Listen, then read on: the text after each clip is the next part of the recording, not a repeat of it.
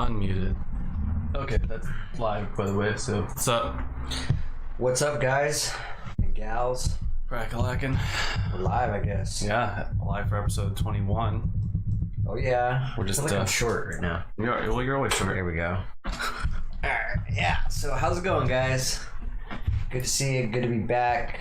Feels good to be here. Does it? Yeah, man. We're doing good. It actually does, dude. You know, as you know, I've been like just buried in my up to my neck and like permitting work and grid drawing and He's lying. He's just been at home on the computer for like 3 days. yeah, that's exactly what I've been doing at the computer. I'm just though, is the thing. Working at the computer. You're like, oh god. And then sometimes I'll get distracted with, you know, some YouTube and some random shit that. But yeah, then I gotta bring it back around. I'm like, oh yeah, what was I doing? Mhm. You know how that goes. Yeah. But yeah, no, I definitely look forward to the podcast because it kind of takes me away from that grind, you know? Yeah. So instead of staring at a computer for a few days straight, now I can just stare at a little camera. A tiny for little a camera. couple hours, yeah. Yeah. Yeah. Right on. So, but yeah, how about, how you doing, man? How's the last few days been? They've been like a roller coaster. I don't really want to get into it, but I'm glad to be here, so. Trying to move past it, so I'm like, I don't really want. The more I dwell on it, the more it makes it worse, kind of. So I'm just like, let's just move on. For some reason, when you say roller coaster, it reminds me of like that song by Red Hot Chili Peppers. How's it remind you of a Red Hot Chili Peppers song? What song? Just I don't know why. I don't know. Which one? Because everybody always uses that term, like that song that goes, you know, roller coaster. Well, you know the song. I don't. It's like, I probably know it if I heard it. it's like Beavis and Butthead soundtrack. I do remember that much. Okay. It's good. It's good. It's an okay song. It's Tim doesn't want to hum the melody right now. yeah, you know, I'll hum it for you. It's like roller coaster for love. Is that Red Hot Chili Peppers? Yeah. That's old school Red Hot, like 80s Red Hot Chili Peppers? No, like 90s maybe. Well, they've been around since the 80s. I could be wrong, but I feel like that song was done in the night because, like I said, it came out the soundtrack. But I don't know if that was made for that song. Is that for the show? Is that what soundtracks are? Usually. Usually, is that the soundtrack for Beavis and Butthead? Yeah, Do America. Okay, huh? Maybe. Yeah. So, and that was in the 90s for sure. I had no idea that was a Red Hot Chili Peppers song. Yeah, man. I think that might be the song that was going on when they were like tripping balls in the desert. And oh, okay. I don't know if you've seen that movie or not, but it's been a while. It's been a long time, yeah, like 20 years. So I don't know. I'm a sucker for those movies, dude. Beavis and Butthead. Beavis and Butthead was hilarious. So I grew up in the time where MTV was just starting, and not just starting, but well, yeah, it kind of did actually. I remember when it did just start. But Beavis and Butthead was like one of the first cartoons on MTV. It was gritty, yeah, and it was like raunchy, and you know what I mean. It was shit that you didn't want your kids to watch. Yeah. So and it would come on, if I remember right, at like 11 or midnight. Really. And so I'd have to stay up really late to watch it, and you know, if my mom caught me watching it, she was like, "Turn it off," you know. I remember mom was pretty strict about it, you know. Not too bad, but she definitely didn't want me watching that stuff. Yeah. I don't know why I liked that. That was like my age is my generation. South Park. South Park came out when I was a kid. It's a good age, man. South Park's like intelligent, raunchy. Yeah. You know? They're topical. Yeah. It's smart comedy. It's smart comedy? Do you think it's? Oh, fuck yeah. Those dudes are really smart, man. Yeah. Coronavirus. You know, a lot of people talk about Rick and Morty. Yeah. Use some of that hand sanitizer. Why don't you hook me up with some of that hand sanitizer you're hoarding over there? There you go. Yes. Sneezing isn't really a symptom of coronavirus, but yeah. You should use some now, too. I'm okay. Yes. I'm good. There we go. Ugh. I'm all sanitized up. Dude, so just a little side rant real quick. I paid $30 for next day shipping for my skateboard, and it didn't come the next day. I hate when that happens, man. That's happened to me a couple times, and yeah, it's pretty frustrating. Don't advertise for it. Yeah, don't advertise it if you're not going to do it. It's like $30, $50 or something crazy. Yeah, and the thing is my skateboard was only $100, and the only thing that got delivered the next day was a skate tool, which is like basically just has like a... gives you all the shit that you would need if you had a skateboard, right? Yeah, I don't have a skateboard, so I paid $30 to have my skate tool the next day for my skateboard that I don't own. Well, at least you got it all. Yeah. Everything you need now. Yeah. They're getting you for... It's like a build-up. I wanted to skateboard this weekend, though. I think it's going to be here on Monday. Supposedly. Allegedly. Allegedly. Believe it when I see it. Were we doing this last time? Yeah. Just rolling on over. Oh yeah. Shit, I don't have my phone on me. I was gonna share this. Oh, I guess I can do it on Facebook. I forgot. I should be sharing our podcast on Facebook. Sharing it? Yeah. Yeah, why don't you? I just forgot. I have been. I just forgot this episode. So do you mean like on your personal? Yes. Oh, okay. Yeah. To all your peeps. Yeah, what is happening here? This is crazy. Anyway. Yeah, share to all your peeps, man. What else are we talking about today? I guess we haven't even started yet. We have not started. Just ranting. I started on a rant because I didn't come with any topics. I just wanted to bitch about the...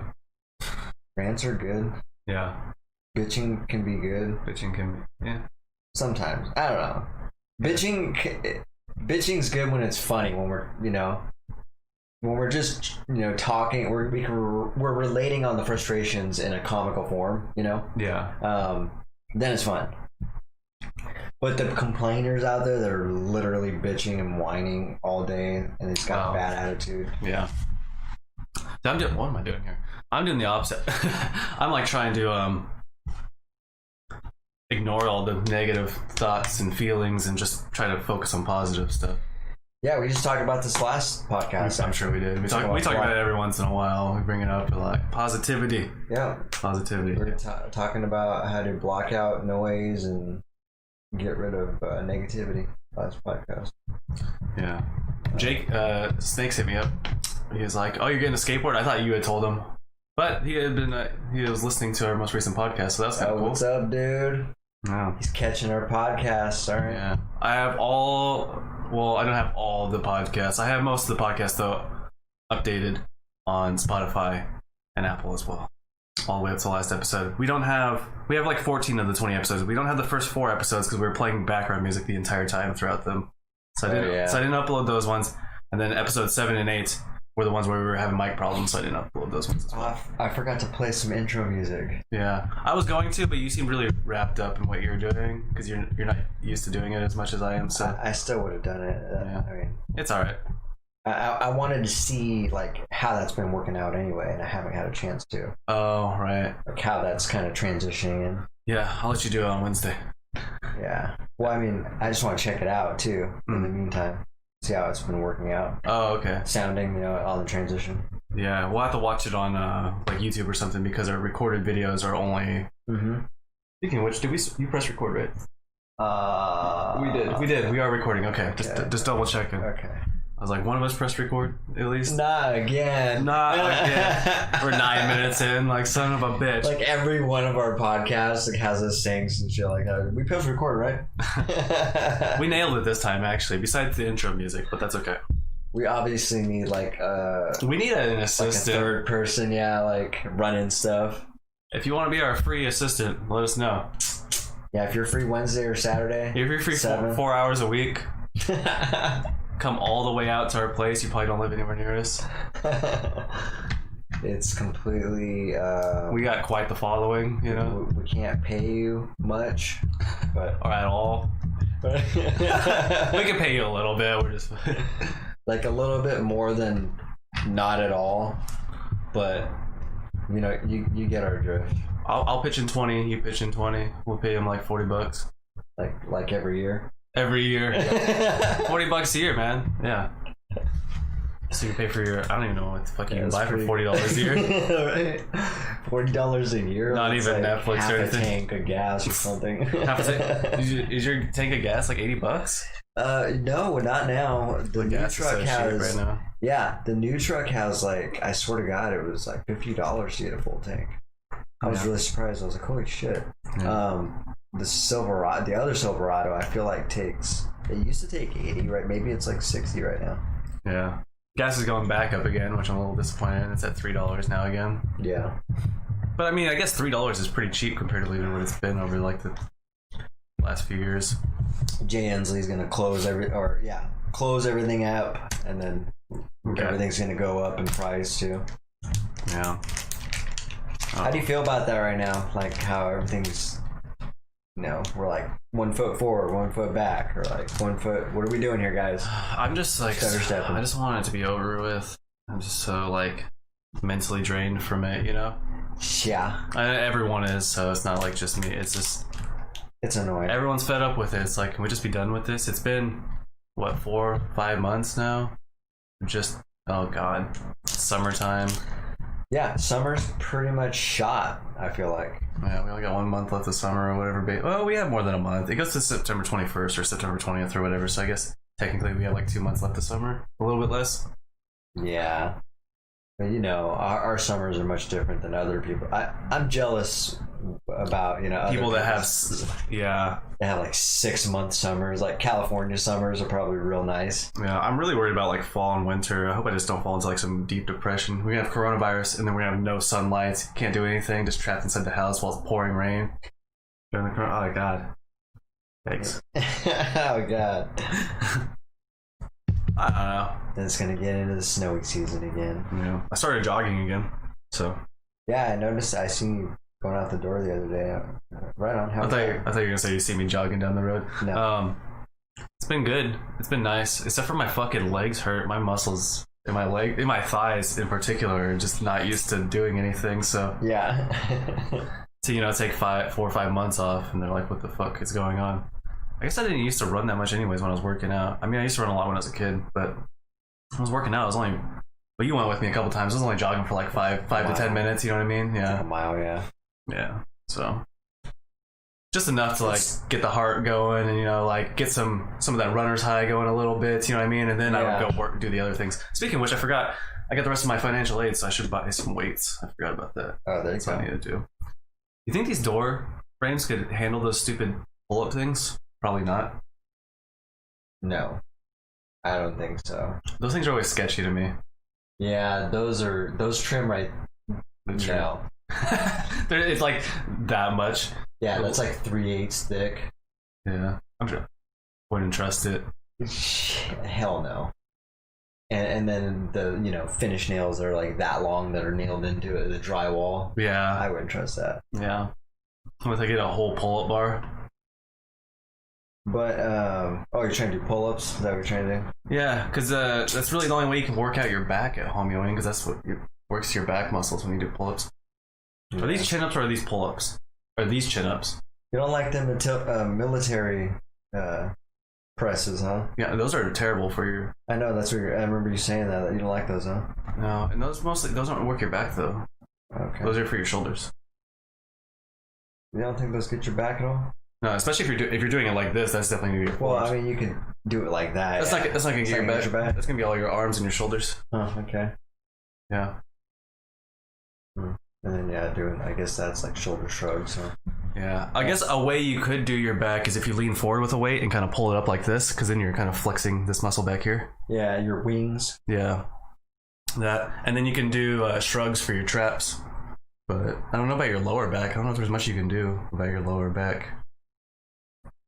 Oh, I'm trying to think. Oh, I'm sure you can come up with your own exercise. Calisthenics. Yeah. I seen. I was watching a couple Instagram videos, and these dudes were doing. I don't even know what you call it. It's definitely their own body weight. Yeah, it's calisthenics. Well, I guess it could be calisthenics, but they're doing balancing. Kind of like using their arms to plank. I mean, they're doing crazy stuff, going from planking their body like this and then moving it vertically, like all with just controlled. Yeah, I mean it's still calisthenics. It's just not like Okay. you're not just doing like 15 reps of like push-ups. You know what I mean? It's just more balancing. It's advanced calisthenics because you need specific muscles just to even be able to hold your body up in a specific. These dudes are holding themselves up off one hand. So yeah, let's say like their main muscles are already developed. So now they've developed their little tiny little muscles that stabilize everything. You know what I mean? So that's impressive, dude. To watch that, the amount of control that those people have. Yeah, you want to start a calisthenic workout routine? No, but I mean, to be able to do that, I'm like, this dude's, I don't know, that's crazy. It looks pretty impressive to be able to do that. It looks rewarding too, to be able to control your body completely like that. Yeah. I wonder how much benches are. Should I even get a bench? A bench, a couple $100 probably. I think so. Fuck, that's expensive, man. Yeah, I would think so.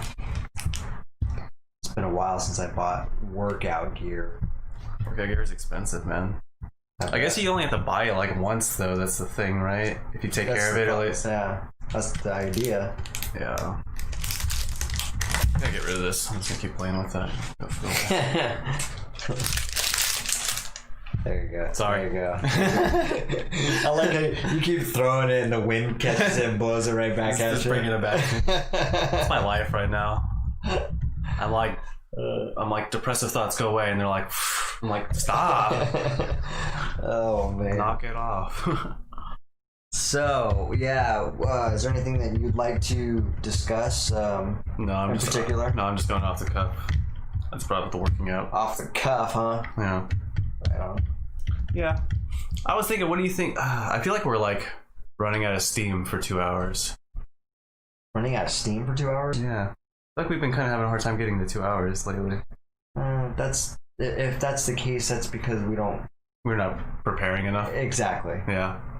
It's not the time's fault. It's not the. How dare you be 2 hours? Yeah. Because we do have enough stuff that we could be looking into. The hardest part is juggling life with this. Yeah. So, and it's mostly my fault because I got more going on. But because I don't know. But I am willing to carve out time. Like, if we say, hey, we're gonna watch a video on the pyramids. I guess Monday night at 9:00. You just commit to that, then I'm willing to do that. That's what it's gonna take, probably. Yeah, I guess we should start doing that probably. Anyway, you know what I'm saying? Yeah. You got something? Yeah, a couple things. So just randomness. Okay. Randomness. Yeah. Random. So and what's funny is I don't remember why. I still couldn't remember why I wrote this, but so I think last podcast I was talking about this a little bit, where a person. No, I wasn't. But what I did say one podcast was you can tell a lot about a person who's driving. I think I made a remark. Like something their like personality that. by their driving. By their driving, yeah, exactly. Well, that's true, but I think I was being a little. So that's true. That's what I think. But I also think another thing. I'm taking it a step further. Not just that specific type of thing, but I think when a person's upset or this or that or and they display whatever type of reaction they display at that time, that's just a representation of where they're at in their life at that moment. And I'm pretty mindful of that. I don't know if a lot of people are. Probably not. They kind of blanket their whole life, like, oh, this is how this person is. This is how this person's gonna be the rest of their life. Or that's how they've always been. Yeah, this kind of blanket statement in both directions. Yeah. That's their whole story. And because people are so black and white, we've talked about this quite a bit. I wonder if they've even put that thought into something that far. Doubtful. As far as an individual goes, and because because it does take a lot to do that. Even people you don't necessarily like for some particular reason, and if you just look at that person, you're like, oh, it's probably something, that's just something they haven't learned to get over yet, or that's just where they're at in their life right now. Yeah, I try to be pretty forgiving when people are driving like assholes near the hospital.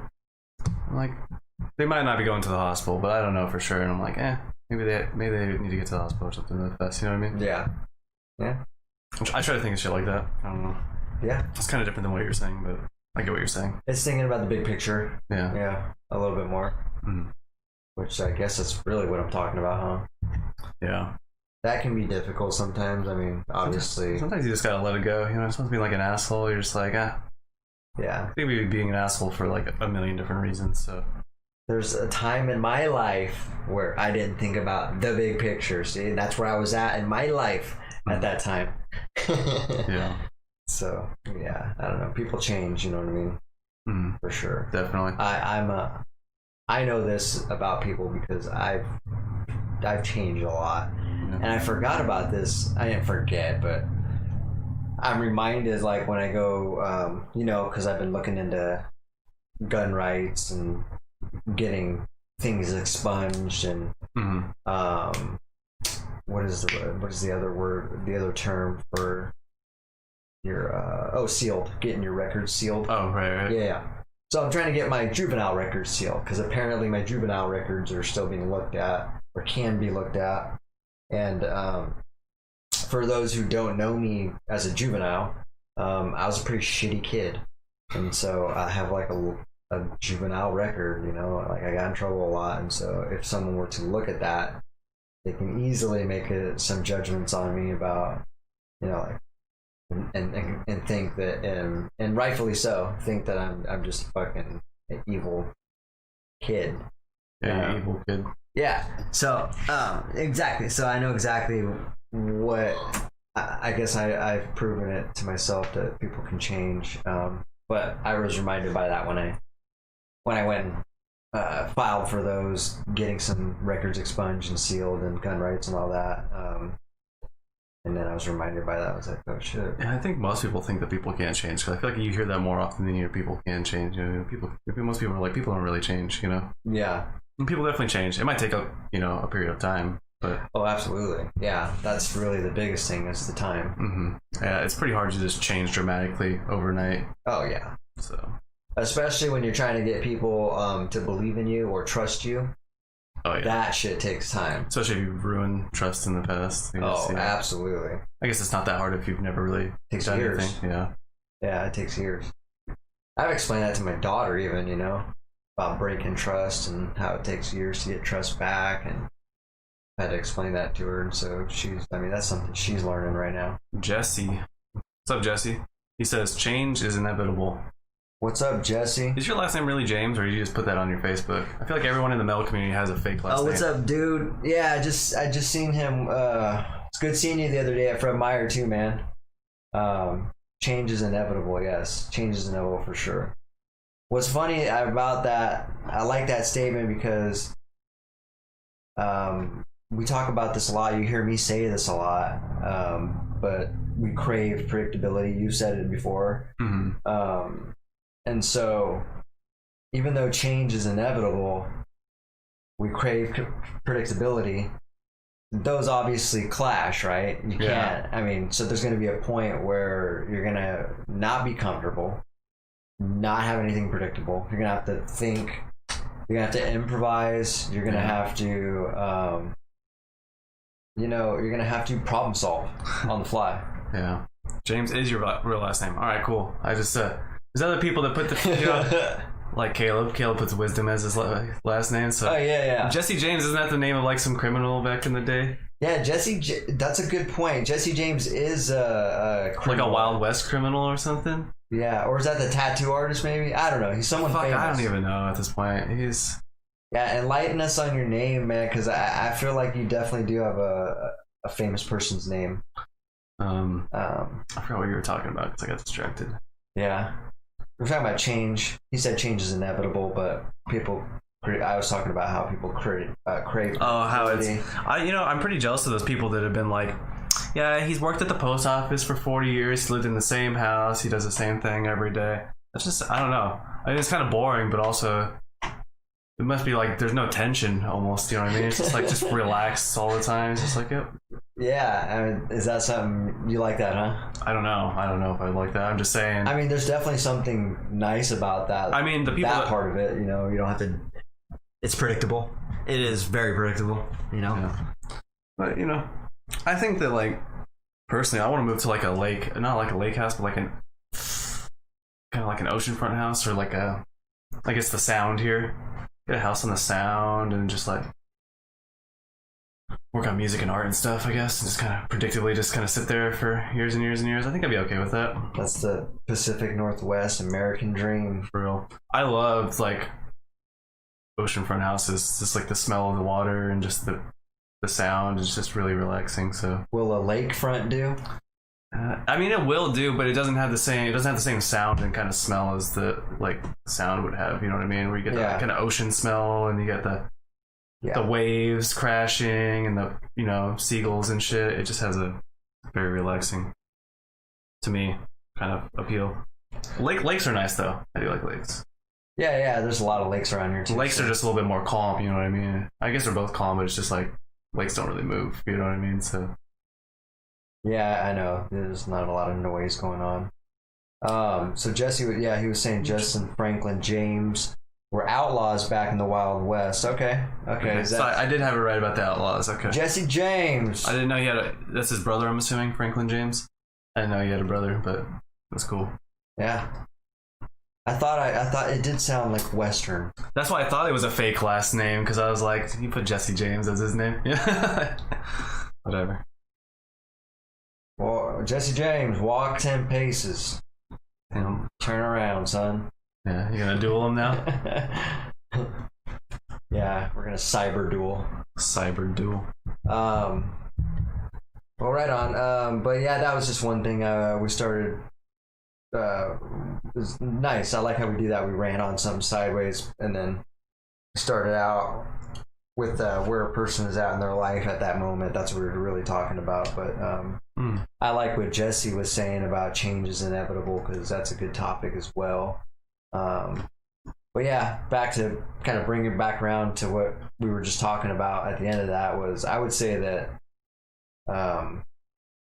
not only change is inevitable, it's if we know that we live in that comfort zone and that predictability zone, and we love that, we love that so much, but that's not where like growth is, like real growth is at. Yeah, but what if you're content with where your growth is at? Like, say you grow to this much and then you're like, I'm cool here. Yeah. Is it cool to just be predictable after that? You know what I mean? Just be like, I'm cool with this. You know what I mean? Just I would say, yeah, when you're old. When you're old. What if you reach where you wanted to reach when you're old, when you're young, and you're just like, you know, you're like 35, and you're just like, I did everything I kind of wanted to do with life at this point. I just don't think, I mean, well, doing everything that you wanted to do in your life, that's different. But as far as being able to learn as much as you can possibly learn, I think that's ignorant.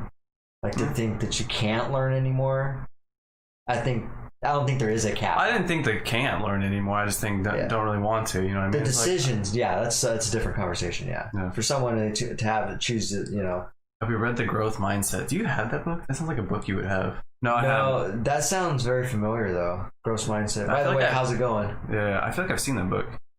It's probably popular. Is it very? Yeah. Who's the author? Who's the author? And give us a rundown what it is. Describe that book in 3 words. In 3 words. The Growth Mindset. Constant growth and always looking to learn. Yeah. I mean, okay. I understand that. Nice. I mean, the concept is pretty simple. That's exactly what we're talking about right now. Yes. Positive change towards. Nice. I guess I guess that's good to point out positive, you know, because you can. I guess the word growth kind of always has a positive connotation to it, though, huh? It never really has a negative connotation when you talk about growth. Yeah. You know, like I'm gonna grow negatively. So yeah, there's nothing negative about the word growth. Yeah.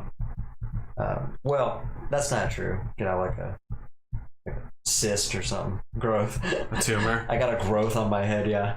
Yeah. I was talking about I guess when you're using it interchangeably with the word change, though, it usually has the positive kind of connotation added onto it. Absolutely.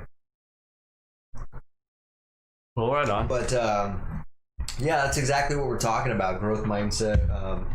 So yeah, the 35-year-old that decides like, hey, you know, I don't want to learn something else. That's his that's where his ambition's at, and you know, if he's, you know, depending on what he's making, if he's making a comfortable $1 million a year or something and not having to worry about much. $1 million a year is such an excessive amount of money.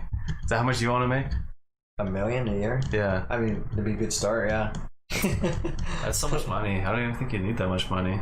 What are you gonna spend $1 million a year on besides investing? Because like, yeah, I would invest. Because I was say like your actual essentials and shit that you need. There's no way it's ever gonna be $1 million. You know what I mean?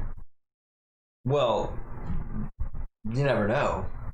Once you actually, I'm just trying to think. Okay, so like, say you have a nice house. yeah, How nice does your house need to be? How much do you want to spend? What's your ideal house? You know what I mean? $500,000. Doesn't have to be. Depends on the location you live. Like if I want to buy the ideal house in Seattle, it'd probably cost, you know, $1 million, $1 million. $1 million, $2 million maybe. Yeah. For like the ideal house, but like in this area, it'd probably be like 500,000. You know, something like that. Yeah, it doesn't have to be crazy nice. Yeah, and then like cars. How many cars do you need? You know, 3. 3. You think you need 3? Car and 2 trucks? Is that? Well, yeah, I'm thinking about the business too, so I at least need 1 business car, I would say you'd almost Or need a an truck. SUV more than you need a truck, and then a car. I need a car or a sedan. sedan. Sedan's like the popular thing now that the kids are driving, right? The Trailblazers, I like the new Blazers. I forgot what they're called now. Uh, You know what I'm talking about, though. We were looking at them at the dealership. Remember, they were in the Blazers and the Equinox and all that shit. yeah, Yeah. they were. I mean, those are like SUVs. They're just a little bit. They look a little bit more compact nowadays, I guess. I think they call those sedans. Do they? Yeah, I don't know. But SUVs are a little bigger. I don't know. I think they do. those are my favorite vehicles, though. Actually, they're kind of a nice middle ground. They still have the weight of like. You know, trucks have like no weight in the back of them usually, so they're kind of weird. Yeah. Well, I guess maybe not your trucks. Your trucks are pretty big, but smaller trucks. Sorry, I was getting distracted by what is that? Q10s? Q10s. Q10s. Okay. Q10s was saying doesn't have to be limited by what you need. I'm not sure what you mean by that. Would you elaborate on You that? talking about the change, or you talking about the money? I'm not sure. Like the earnings doesn't need to be limited by what you need. It's probably not. Yeah, I mean that is. Oh, I see. Because we were talking. I was talking about like how much money do you need? You know Yeah. what I mean, Yeah. how much money do you want? I mean, I don't know. Do you want more than you need money wise? Do you want to have? Yes. Okay.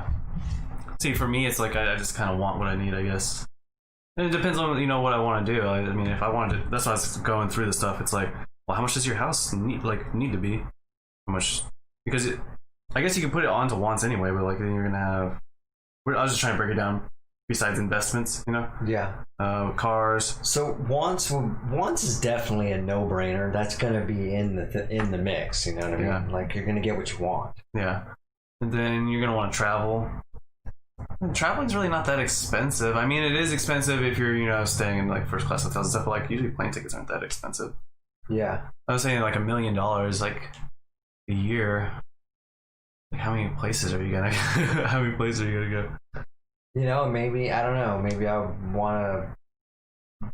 If money was coming in and flowing a lot, maybe I'd want to donate money. I don't know. Yeah. Actually, like put my money towards a good cause or something.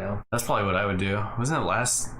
I think we were talking about that in the last episode. Where was that? We were talking about in the last episode when we were looking up like Bill Gates' net worth and shit. Was that here on the podcast? Now doing stuff like that requires getting more money than you need. Mm-hmm. Yeah. Oh, I remember the conversation we were talking about ways to contribute to the world, I guess. Yeah.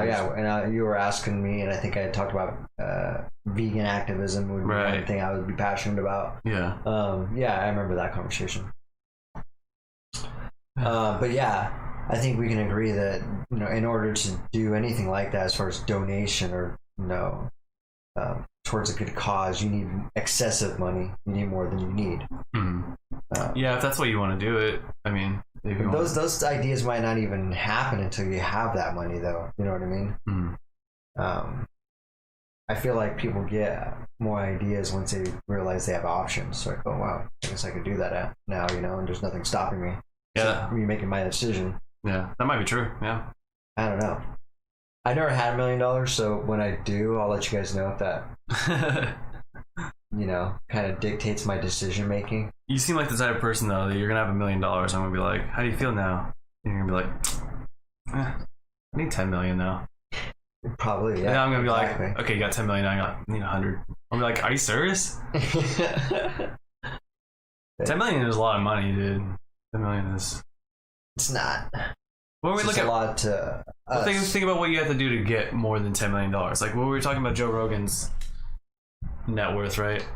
We go away. Thanks. Okay. Well, with a podcast, yeah, but it's. I mean, he does more than the podcast, though. That's what I was gonna say. You'd have to have multiple streams of income. Is he really worth 100 mil? I thought he was worth like 50 mil. 100 mil. And it says right here, worth roughly 50 mil. It's really hard to keep track of how much people are actually worth. He's worth somewhere in that range, I think, though.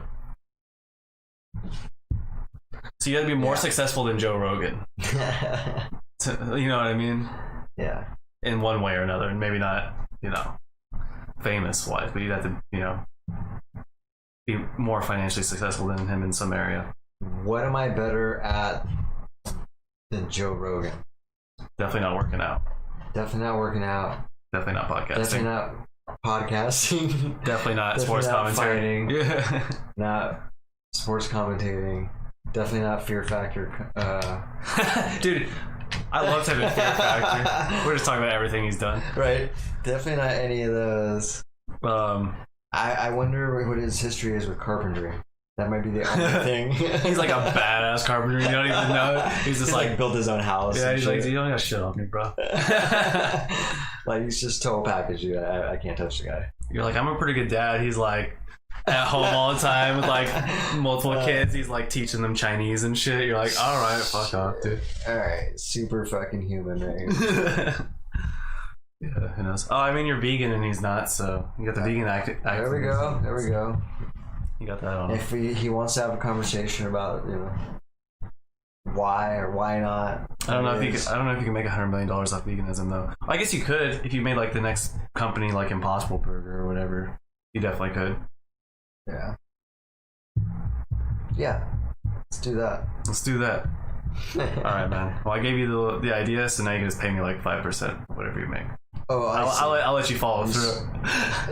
I'll do all the hard work while you reap the benefits. Yeah, exactly. I see. Just 5% of the benefits. Okay. That's fair. That's fair. Hey, if I put in more, you're gonna have to give me more of a percentage. That almost might be worth it though. All right. So, all right. So let's see. Let's talk about. Oh, this is one thing I was thinking about too. You know, since this COVID-19 is going on for some time now, it seems like it's just a fucking plague that's never gonna go away. Hey, man, some plagues have lasted years and years. So. Jeez. I was gonna say, how do you think some of these like true germaphobes are handling this? Like me?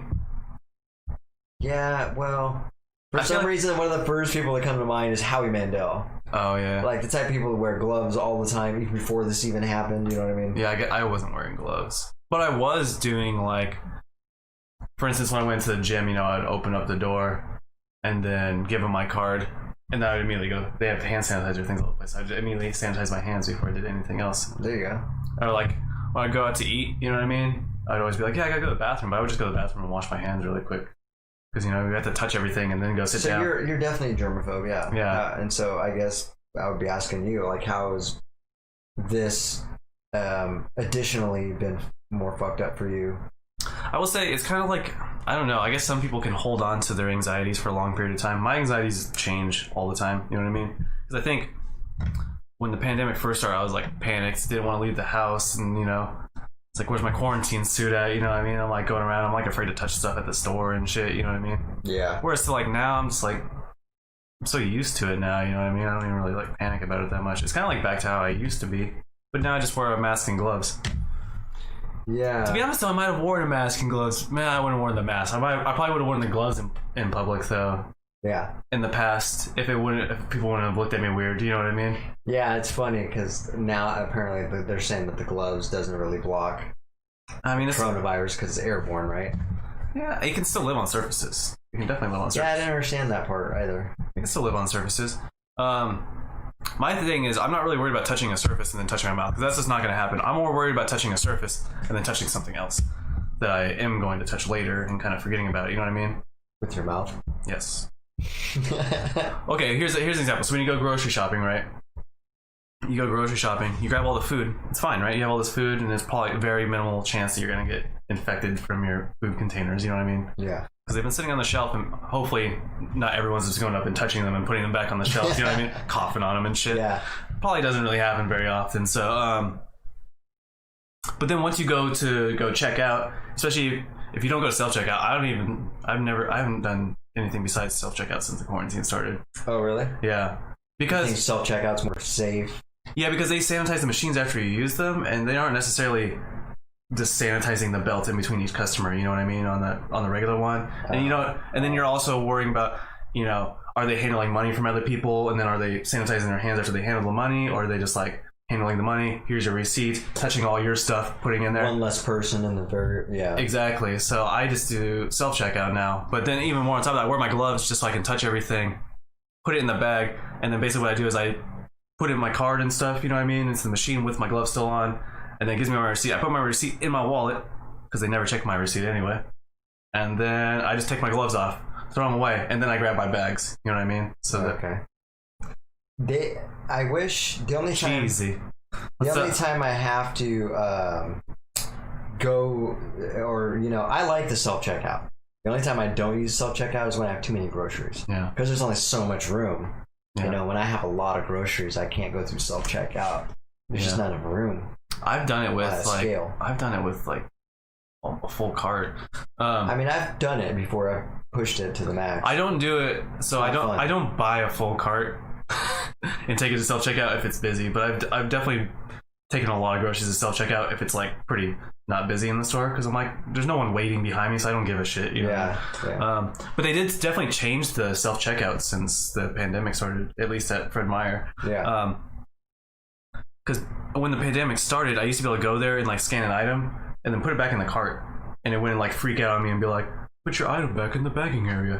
And now it does that the entire time. I hate that. Yeah. So before I would just, if I was doing a full cart, I would put all my groceries in a bag and take that bag and just throw it in the carts, and then just like systematically, you know what I mean? I used to be a cashier, so I can do it pretty fast. Put scanned item back in bag. Yeah, it's pretty super. Pretty annoying. Yeah. What do we got here? This is Adam. This is my Splinter. He's been here before. Yeah. Yeah. It's named Adam. I used to work with him at Westside Pizza. He's cool peeps. He has my little computer. This self checkout is taking people's jobs. And there's something to be said though that like, good point. When I was feeling good, back in the day, I would definitely go out of my way to not go to self checkout. You know what I mean? Yeah. And go try to conversate with people, but half the time those cashiers don't even want to talk to people. Yeah, that's a very good point. It's annoying. I go, it's like, all right, I won't use self checkout. I'll go hang out with you and be like, hey, what's up? And they're like, hi. And it's like, bitch, I came here so I could conversate with you, man. I could have done this myself over there, man. Yeah, this is a good point, Splinter. He was saying, yeah, I have the same experience. Not many of the cashiers. Let's just say we took all those self-checkouts away and replaced them with people again. They don't have the same shitty attitude for the most part, You just like, yeah, hey, how's it going, man? How's your day? All right. If you were doing such a good job as a cashier, they wouldn't have replaced you with a fucking machine, dude. Yeah, and if you're doing such a great job, they wouldn't continue to look to replace the whole freaking squad eventually. Yeah, it's like at Walmart now. Walmart in Sheldon only has I think they did the same thing in Tumwater. Well, they definitely have it in Lacey too, but Lacey one's huge. But it's basically where they put self-checkout on both sides, and then there's only a few checkout stands in the middle. Of people? Yeah. Oh, yeah. There's only a few. When I was working at Walmart, it was right after I quit. They changed it to where they had self checkout on both sides because we had like 20 checkouts, man. Really? And I think they have like 8 now or something. They got like half as many or less than half as many now, and they replaced it with I think they have some of those ones where it's like the conveyor belt, but you do it yourself. You know what I mean? Oh, okay. And then they have the regular self checkouts where it's smaller amounts. Is that like Winco? Yeah, kind of like Winco. Yeah. You gotta bag it yourself. Yeah, except for it's kind of like regular stuff. There's not a person there. I mean, there's a person watching multiple aisles to make sure everything's running smoothly. Yeah. But the belt works by itself, and then you just scan the items, and it has like a bigger section where you can bag everything. Oh, okay. So. Yeah, I think it's been years since I went to Winco, but I think they scan it for you, but they just let it go down to the end, and then you go down there and handle it yourself. Yeah, I hate Winco. Yeah. It's like it's just too ghetto feeling for me. Yeah, Winco is not my place either. Like, I want my grocery stores to have like a bright, clean look to them. You know, I go to Winco, it's like the lights kind of dull. It's like the produce looks like shit. It's like it just looks like, you know, a bunch of like poor kids were running around the place. Yeah, I'm like, this place is kind of gross. I don't know. I'm just projecting my own thoughts, but yeah, they have nothing to offer me, especially with, you know, my plant-based diet as well. They just don't. I don't think that many options. Yeah. I hate it when people are like, "You want to go to Winco?" They get all excited. Want to go Winco? No. No. It's like the last place I want to go shopping. They like kill their dreams and like, wait, what? You don't want to go? You're not happy to go? It's basically Walmart. It's like I'd almost rather go to Walmart than Winco. I don't even know. Oh, that's saying something right there, man. Yeah, I don't. That's a bold statement. It is a bold statement, but I go to Walmart 100 times more than I go to Winco. So crazy. It is a bold. That must be bad then. Aren't they owned by the same people? Oh wait, maybe they're not actually. I don't know on that. Yeah, it wouldn't surprise me if they are. But yeah, back to what Splinter was saying. Only for their licorice. Adam goes to Winco for their licorice. Oh, okay. Okay. They have. What's different about their licorice? They have their own brand of licorice. What's wrong with Red Vines? Yeah, they've been. I've seen them. They've been like putting them out on a island. The licorice, the big tubs of it. Yeah. The black ones and the red ones. Yeah. Do you like black licorice?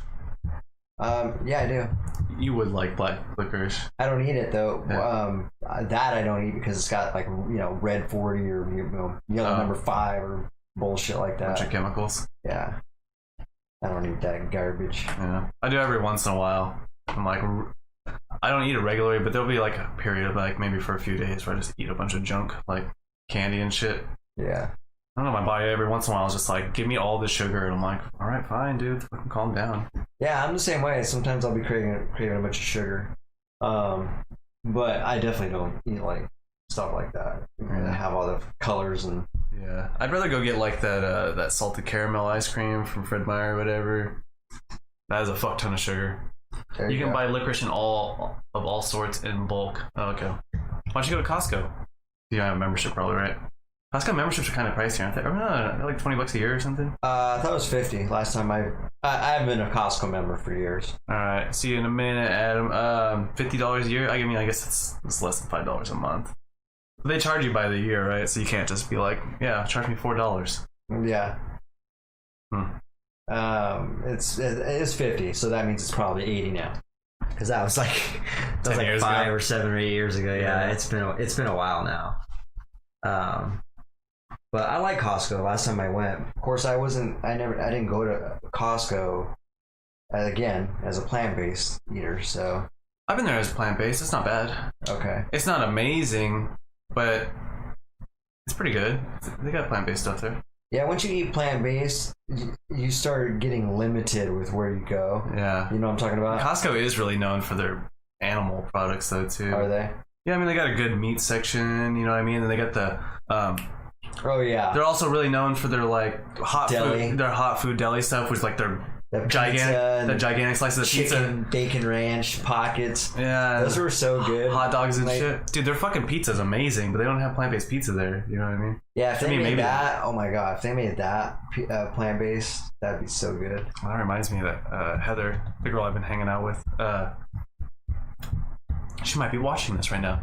She bought me one of those. She could be. She bought me one of those Daiya. I think it's Daiya.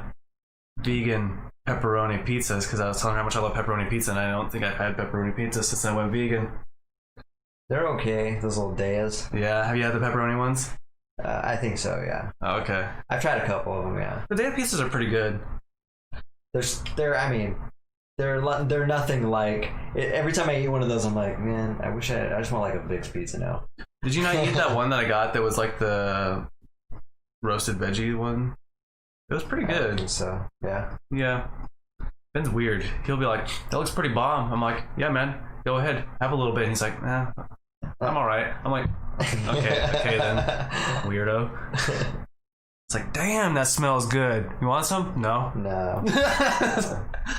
Looks good though. He's weird. He won't eat it unless he like buys it himself, or I have to like coax him into it. I'm like, eat it, man. Eat it.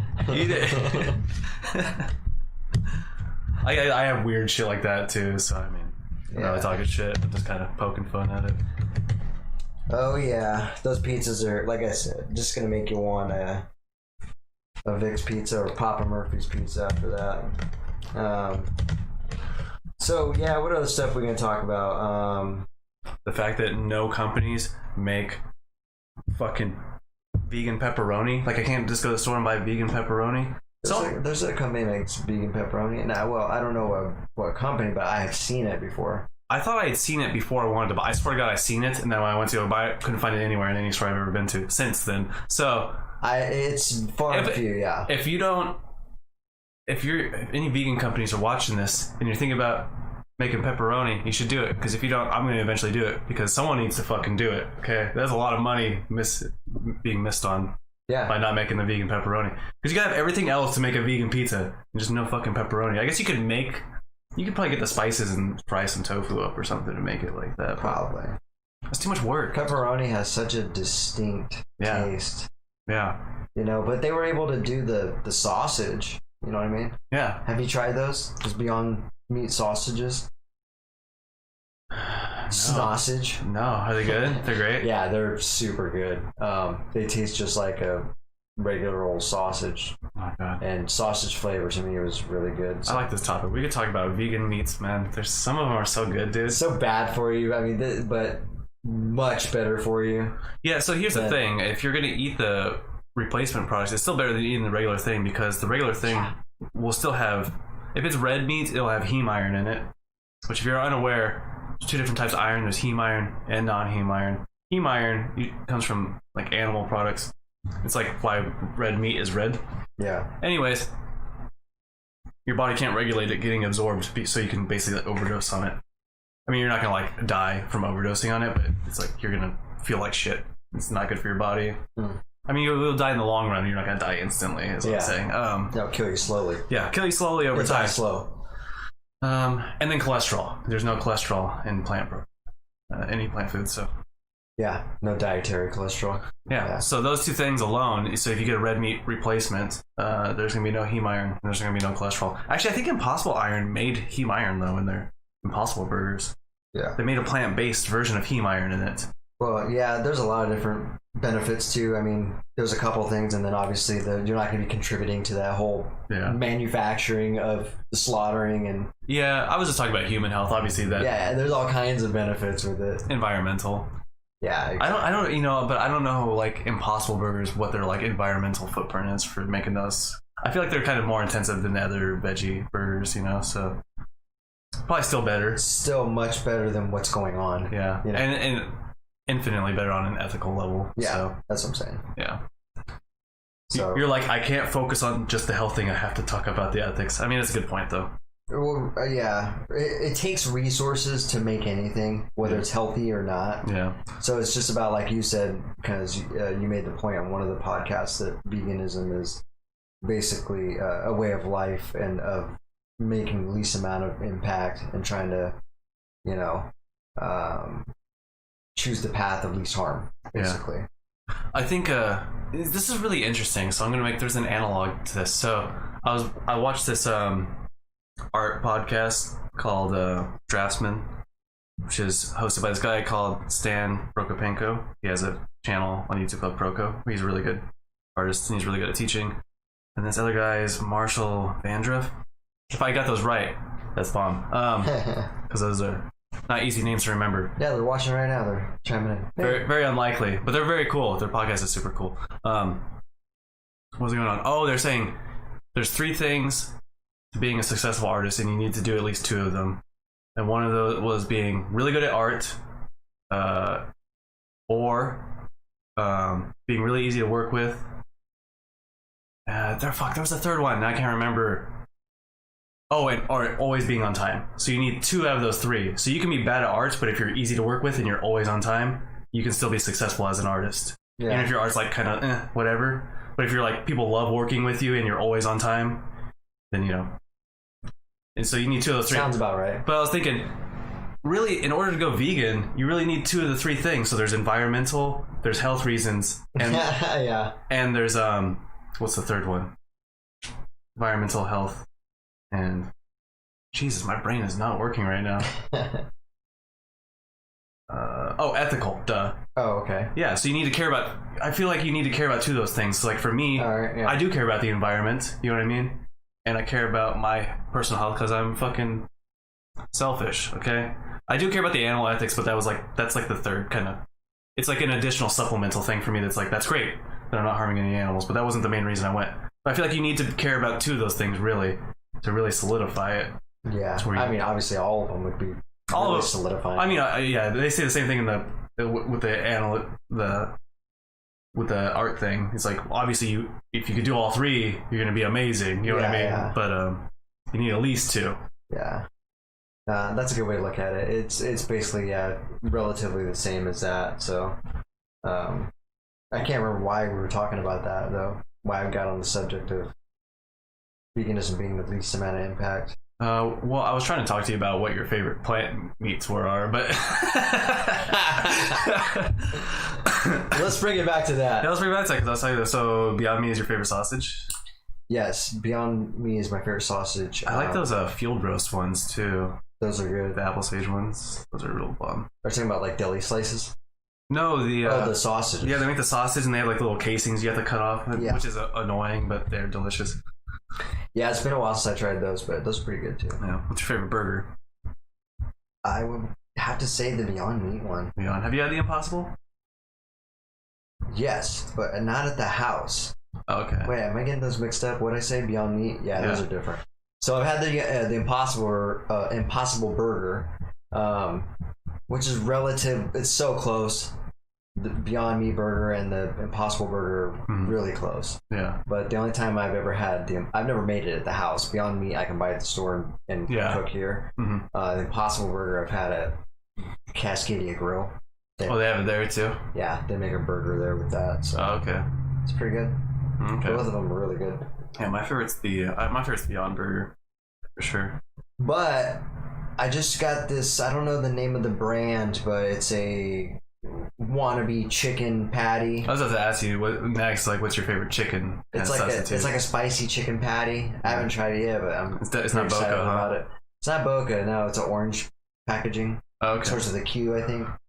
It's like Kjorn or some weird shit like that. I think so. I don't know how to pronounce it, but I know which one you're talking about. Kjorn, yeah. It's some weird. Kjorn. I don't even know, but it's spelled weirdly. But I haven't tried it, but I'm excited about it. Yeah, let me know about that. I'm trying to think. I don't know. I'm really basic. I like the Boca chicken stuff. Is pretty good. Yeah, I know you've been getting down on those. Those fucking the chicken nuggets, man. Little nuggets. Those nuggets are bomb. They don't taste exactly the same as the patties, so it's like I thought about making a fucking sandwich out of one of those. Just like, you know, make them how I usually make them, but just putting them on a bun and shit. Yeah. That chicken nugget sandwich, man. You know, it'd be cool. You know, I was thinking, like, what if, I don't know why I was thinking about this, but, like, what if, I was thinking about if, like, David was, if he wanted to go vegan, baby David. Oh. Wouldn't that be fucking, how would he, I mean, what if there was some kind of way that he could relay that? Dude, I bet you... And then I bet you he would scarf down those Boca nuggets, that's what I was dude. saying. I bet you cool, he would. Dude? Like, he's like, yeah, dude, these are let's get down on we these. just get him Beyond Burgers and, and some fucking Boca nuggets, dude. That'd be awesome, man. That would be awesome. I think we were researching autism, and I think one of the things for autism was, I think that maybe veganism might help autism a little bit, but I think also. Oh, really? The only reason I'm saying that is because they were saying there might be a link between gluten-free and autism symptoms like being alleviated a little bit. I don't know if that's really true, but I remember, were you there when my mom was making a bunch of gluten-free stuff back in the day? Probably. I don't remember the scenario though. Okay, yeah, she was like making gluten-free stuff at home. It was pretty bomb. She made like some gluten-free pretzels that were actually amazing. And shit. Oh, yeah? So, yeah. Nice. I don't remember that. Yeah. That's interesting. Even though gluten is not like, relative to a vegan diet. No, but it's still like a health conscious kind of thing. Yeah. So.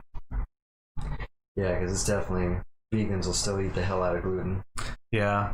I think I might be slightly sensitive to it, but like not like I can still eat it obviously. But I feel like if I have too much bread, I feel like ugh. Yeah. You know what I mean? Maybe everyone has like it's kind of like lactose intolerance. Like everyone might have a little bit of it, but some people have it more. You know what I mean? So it could be. I honestly don't know the truth behind gluten. There's a couple people I know that claim that they're sensitive to it, and I think that it drains them, and they notice a difference since they've cut it out of their diet and stuff like that. So yeah, I think it kind of messes with my stomach a little bit because I've had gluten. I mean, it might be like a total placebo effect though. Yeah. You know what I mean? Yeah. Because I feel like it doesn't mess with my stomach as much when I have like gluten-free stuff. But I usually don't get gluten-free stuff because I'm just lazy and I don't know what it's made out of half the time. I'm like, just give me the stuff that's made out of wheat, you know? Yeah. I switched to a gluten-free bread dough at Westside Pizza because I kept like, having some stomach problems from the regular dough, which was completely vegan. And then I felt a little bit better, but I still felt a little bit off eating the gluten-free one, but that's because it had fucking eggs in it. Ah. And I didn't know this. Yeah, and I that's thought the worst. I just assumed, I shouldn't have assumed, but everything else there was, besides the meat and cheese there, was vegan, you know what I mean? Yeah. So I was just like, of course the gluten-free shit is vegan. Yeah. I remember I was eating it too, and then I went to work the next day, I was like, yeah, I'm going to make one of these, and then my coworker came up, he's like, yeah, that's not vegan. I was like, oh no. You've been eating it already. Yeah, and then he's like, let's make this one the last time. And then and I was like, no, I can't do it. I'm like, I want to because I have been feeling better since eating this, but I can't. I was like, now that I know, That's cool that he told you though. Yeah. So it said it right on the ingredients, you just didn't notice it, or? I didn't read the ingredients really. There was a lesson right there, huh? Yeah, I don't know. Well, there's usually not egg in pizza dough, you know what I mean? So I wasn't expecting there to be fucking egg in it, you know what I mean? Yeah. You never know, man. I found out that milk and eggs are in so many things. They're in everything. It's ridiculous. Especially since I switched to dieting. Mm-hmm. When I check the ingredients, yeah. Dude, it gets so annoying, like grabbing things that should not have milk in them, yeah, and just saying it contains dairy. And it's like, oh, bro. When you first when you change and convert to veganism, yeah, you notice that quite a bit because you're like, oh, it'd be cool to have this. Can I have this still? Like, nope. It's fucking everything. It's like everything that you used to eat. Yeah. Everything has, dude. So it'll have milk, or what was the other one we were just talking about? Eggs. Milk, eggs, honey. Oh, or gelatin. It'll have one of those four. Yeah. Everything has one of those 4 fucking ingredients in it. It's like, stop using those ingredients, man. Those are the ones that sneak in there. Gelatin surprised me too. Gelatin's in so much. Yeah, it's so annoying. That's when I buy candy, I always have to double check, make sure it doesn't have gelatin in it, because candy uses a fuck ton of gelatin, and it's kind of fucking disgusting when you think about it. Yeah, it is, man. Candy uses a lot of gelatin. They also use a lot of those color that I was talking about. The dyes. Yellow number, 40, and blue number 20. I don't even know which one of those are like vegan or not. You know what I mean? I just know that they're fucking not even good for you. But sometimes I'll eat them just because I'm like craving fucking licorice or whatever. Yeah, they're technically probably vegan, but they're not healthy for you. It's like synthetic colors. High fructose corn syrup's vegan, ain't it? Yeah. That's totally bad for you. Yeah. I mean, even regular sugar is pretty bad for you, and if you have more than a little bit, you know what I mean? Yeah. So, I mean, not everything, but most things are kind of bad for you. And veganism is just like a base, a core base. Good base to cut out the majority of shit that's bad for you. Yeah, you can still be like me and be an unhealthy vegan. I'm still working on it. But yeah, there's definitely still a few things that are vegan that are, because I've had this conversation with Malia, she's like, she'll ask me, is that stuff vegan? I'm like, oh, if I'm looking on the package of something, okay, it's technically vegan, but it's got some things in here that is unhealthy and we're not going to eat. Yeah. And so I have to explain that to her. She understands. Yeah. I would say honey is the thing I worry about the least. I don't purposely buy things with honey, but if I buy something on accident or someone gives me something and I don't realize it has honey in it, and then I'm like eating it and I realize it has honey, and I'm like, well, I'm still gonna finish eating it. But that's like the only thing, you know what I mean? But honey, but if you knew about it before you started eating it, you're saying you wouldn't do it. Oh, okay. Yeah. Okay. Gotta get you before. Yeah. Or if there was cereal up there that we didn't realize had honey in it, and it was just sitting there and it has honey, I'd be like, I'll finish the cereal off. You know what I mean? We already bought it. It's already here. I'm not super concerned about honey. You know what I mean? But I'm not gonna go out of my way to buy it either. You know? Yeah. So. Yeah. Honey. It kind of disappoints me because my favorite cereal before I went vegan was Honey Bunches of Oats. Man, that shit's bomb, dude. But Honey Bunches of, they have plenty of vegan style cereals similar to that though. It's similar, but yeah, I don't know. I like the Honey Bunches of Oats with the strawberries in it. I don't know if you ever had those. They're fucking bomb though. They got similar ones like that. They do. There's cereal's easy to find good options. You know? Yeah, it really is. I love me some cereal. That's one thing you don't have to give up when you go vegan. Yeah.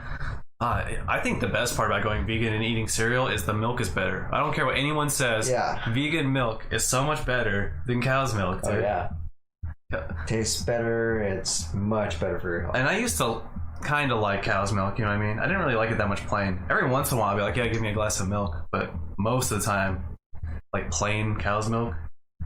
I never liked that either. Yeah. Every once in a while I would crave it. I don't know why. It was probably my body was just craving because, the casein is kind of addicting, so my body was probably just like, you didn't have enough cheese or whatever today, so let's just go drink a fucking glass of milk. Shit, always cold. Yeah. Usually in the middle of the night. I feel like it was like my addict side coming out, you know what I mean? I wake up in the middle of the night. The addict side. Never drink a glass of milk in the middle of the night. It gives you the worst, like it has like a film that goes in your mouth and you wake up and your fucking mouth tastes like shit. It's the worst. The fucking worst. Don't drink milk in the middle of the night. It's fucking gross. Yeah, milk is bad, man, as far as the aging scent.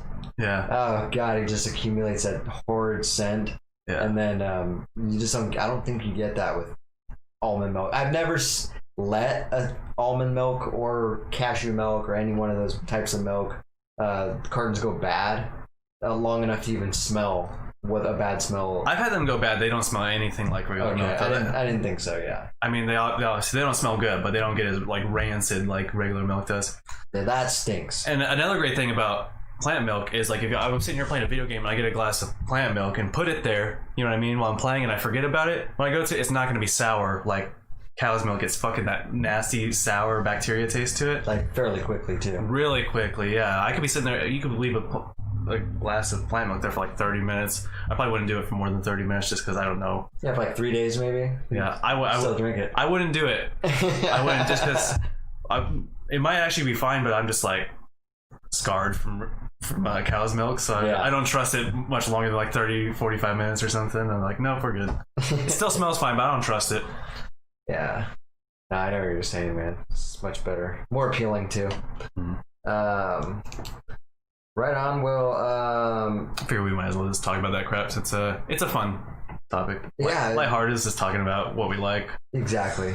Yeah, it's something we're passionate about, so I'm down to talk about that. So I was watching someone's podcast right before the show today, and I heard you listening to something. Yeah, they're talking about Kanye's presidential rally. Oh yeah. Is that a real thing? Yeah, it is. I guess. Is this another? This is like another Trump where we're like, who would you rather have? Would you rather have Donald Trump or Kanye West as the president? Donald Trump. You'd rather have Donald Trump? I hate to say that, but yes. I hate that you said that. I hate that, like, I don't like either of them. It's just another stupid ass story. Kanye West, I mean, really? You don't think you think he's got any clue what he's doing? Just as much as Donald Trump, but he's probably not evil like Donald Trump, you know what I mean? I don't think Donald Trump is like a failed businessman, you know what I mean? Yeah. He's not really successful in anything. He's not a successful president, really, so... I don't know, man. I haven't done enough research to debate whether or not Donald Trump has done good or bad. Yeah. I've heard both. So sometime at some point I will. You go. I'm gonna dig deep. I'm gonna watch the fucking Donald Trump documentary on Netflix. Is there a Donald Trump documentary on Netflix? Yeah. He still won't release his tax form, so you don't even know. Yeah, everybody wants to know what the fuck his taxes. It's the same thing like Obama and the birth certificate, man. I don't remember that. You don't remember that? Everyone's like saying that Barack Obama might not have actually been born in the U.S. and you can't be a U.S. president really? if you're not born. I do remember that now. Yeah, he never showed his birth certificate. And that's. I mean, supposedly, I don't even remember at this point. I'm pretty sure. I know but the funny thing is, Barack Obama would still joke about it though. I think he went on to like one of those talk shows, and someone's like, just like giving him a bunch of questions. Obama's like, "Hey, give me a bunch of questions." They're like, "So what's up with the birth certificate?" He's like, "Really?" That's funny. But he still didn't present it. So. Still don't know. I mean, technically, you don't need to if you're born in the U.S., right? If you're born in the U.S., you're a citizen. Yes, but the thing is, people were saying he might not have been born in the U.S. and he is president, and they're saying you have to be a U.S.-born citizen. That makes sense. You have to be born in the U.S. to be a president. So they're like, show us the birth certificate, and they never showed him the birth certificate. So shit. Yeah. Okay. But I think it's because his family was like from somewhere else, and then they said he was born in Hawaii, but like for some reason they can't fucking figure it out or whatever. But like, I think his family's from here, so like, whatever. I don't know. I don't even think it matters that much. I don't think you should have to be born in the U.S. to be a U.S. president. I think that's a little. I don't know. It seems a little archaic. I don't know. I don't know how I feel about that. Obviously, until something bad happens, and then we'll probably be like, okay, Like Vladimir Putin's like running for president in 4 years because I said that. I'm like, shit. And he becomes president, and then something bad happens. You're like, okay, after this, no more. You got to be a citizen. Mm-hmm. But let's hope that. But yeah, the Kanye presidential rally was hilarious. I guess I didn't watch it yet, apparently, but I did hear the reviews on it. Would you rather have Kanye West or Joe Biden?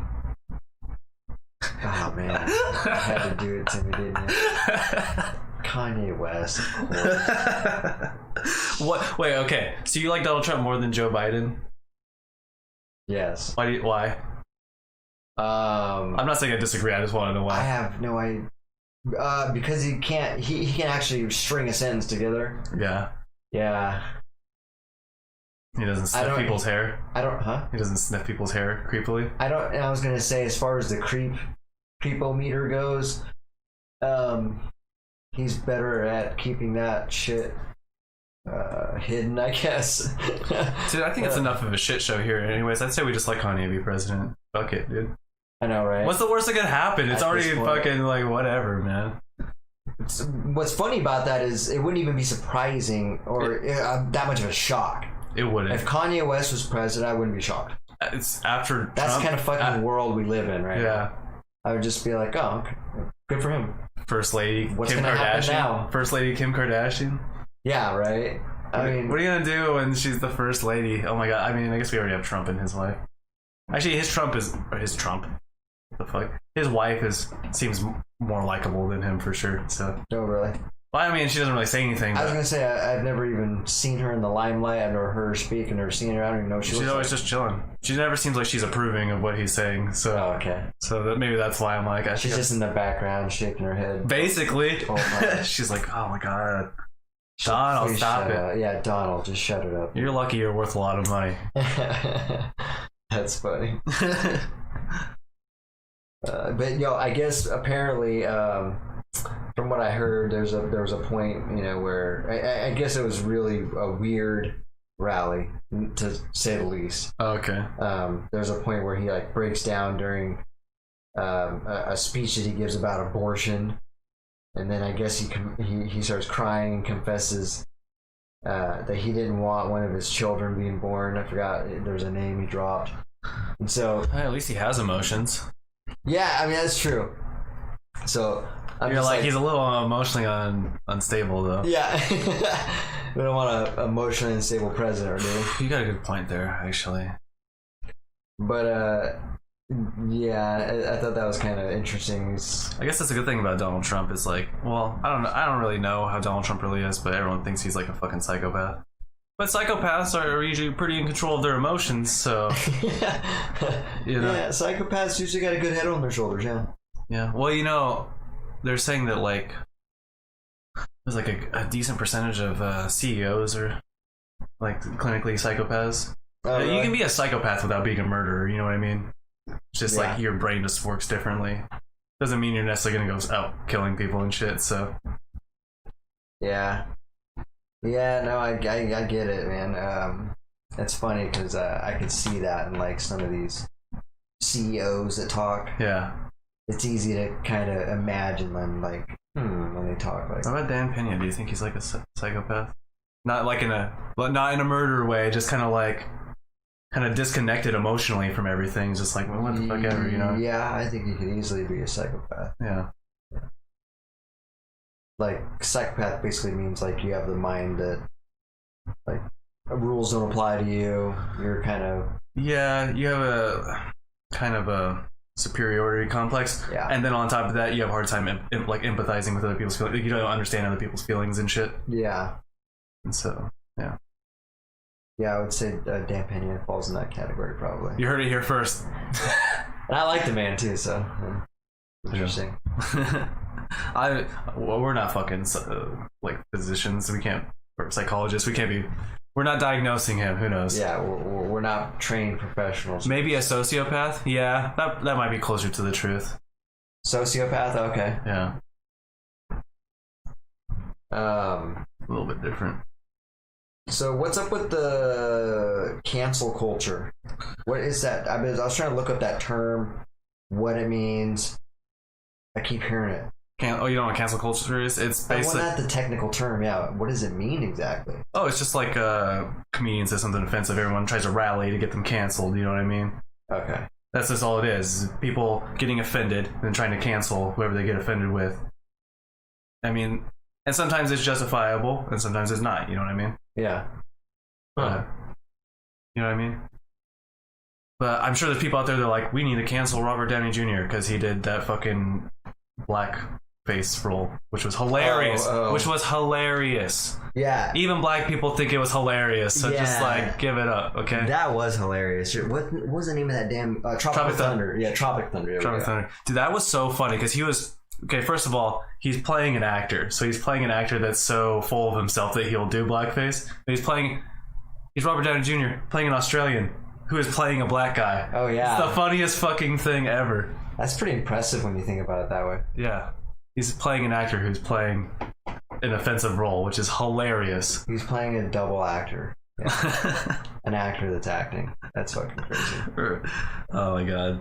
That was one of the best things ever, I swear to God, dude. That was so fucking funny. That movie is hilarious. That movie, I don't remember being crazy funny for me, but it had its moments for sure. Really? I thought that movie was it's up there, man. That movie's so fucking funny. I remember specific things in that movie, like on the end when I think it's Ben Stiller, he was just like running for the helicopter, and that little Asian dude or someone like jumped on him and just like threw him off. He just looked like a stuffed dummy or something that got thrown on him. It was I don't know what it was. I don't Those remember type that. Those type of scenes just crack me up, man. It reminded me of like remember the show Naked Gun or the movie? Kind of. I don't know if Leslie I've really seen Nielsen. that. Oh, okay, remind me of that kind of old school comedy. Yeah. But yeah, I don't know. I remember it had some funny parts though. I've heard people talking about that. Like Joe Rogan was talking to Robert Downey Jr. about that Was he? movie, and he's like, you couldn't even probably make that movie nowadays just because how people are. Oh yeah, I guess you're right. Which is, It's too offensive. it's upsetting because that shit was hilarious, and the fact that you can't. That's why movies suck nowadays. It's all pandering and worrying about getting people offended. Everything's pandering, so they're making everything like women, which is fine, okay? But you don't need to replace men with women. Just make more women stuff. You know what I mean? Yeah, add to it. What's the most recent thing they're doing? They're like replacing Thor with a woman Thor. And people are like, what the fuck? What? Yeah. In like the Avengers or whatever. Did they really? Yeah. Huh. People are like, and the funny thing is people are getting upset about that, which they should be getting upset about that because that's ridiculous. But that's just like the pandering Why thing. Why can't Thor be a woman? There are women superheroes though. That's I'm playing devil's advocate. I know. There are women superheroes though, so. Yeah, exactly. That's a very good point.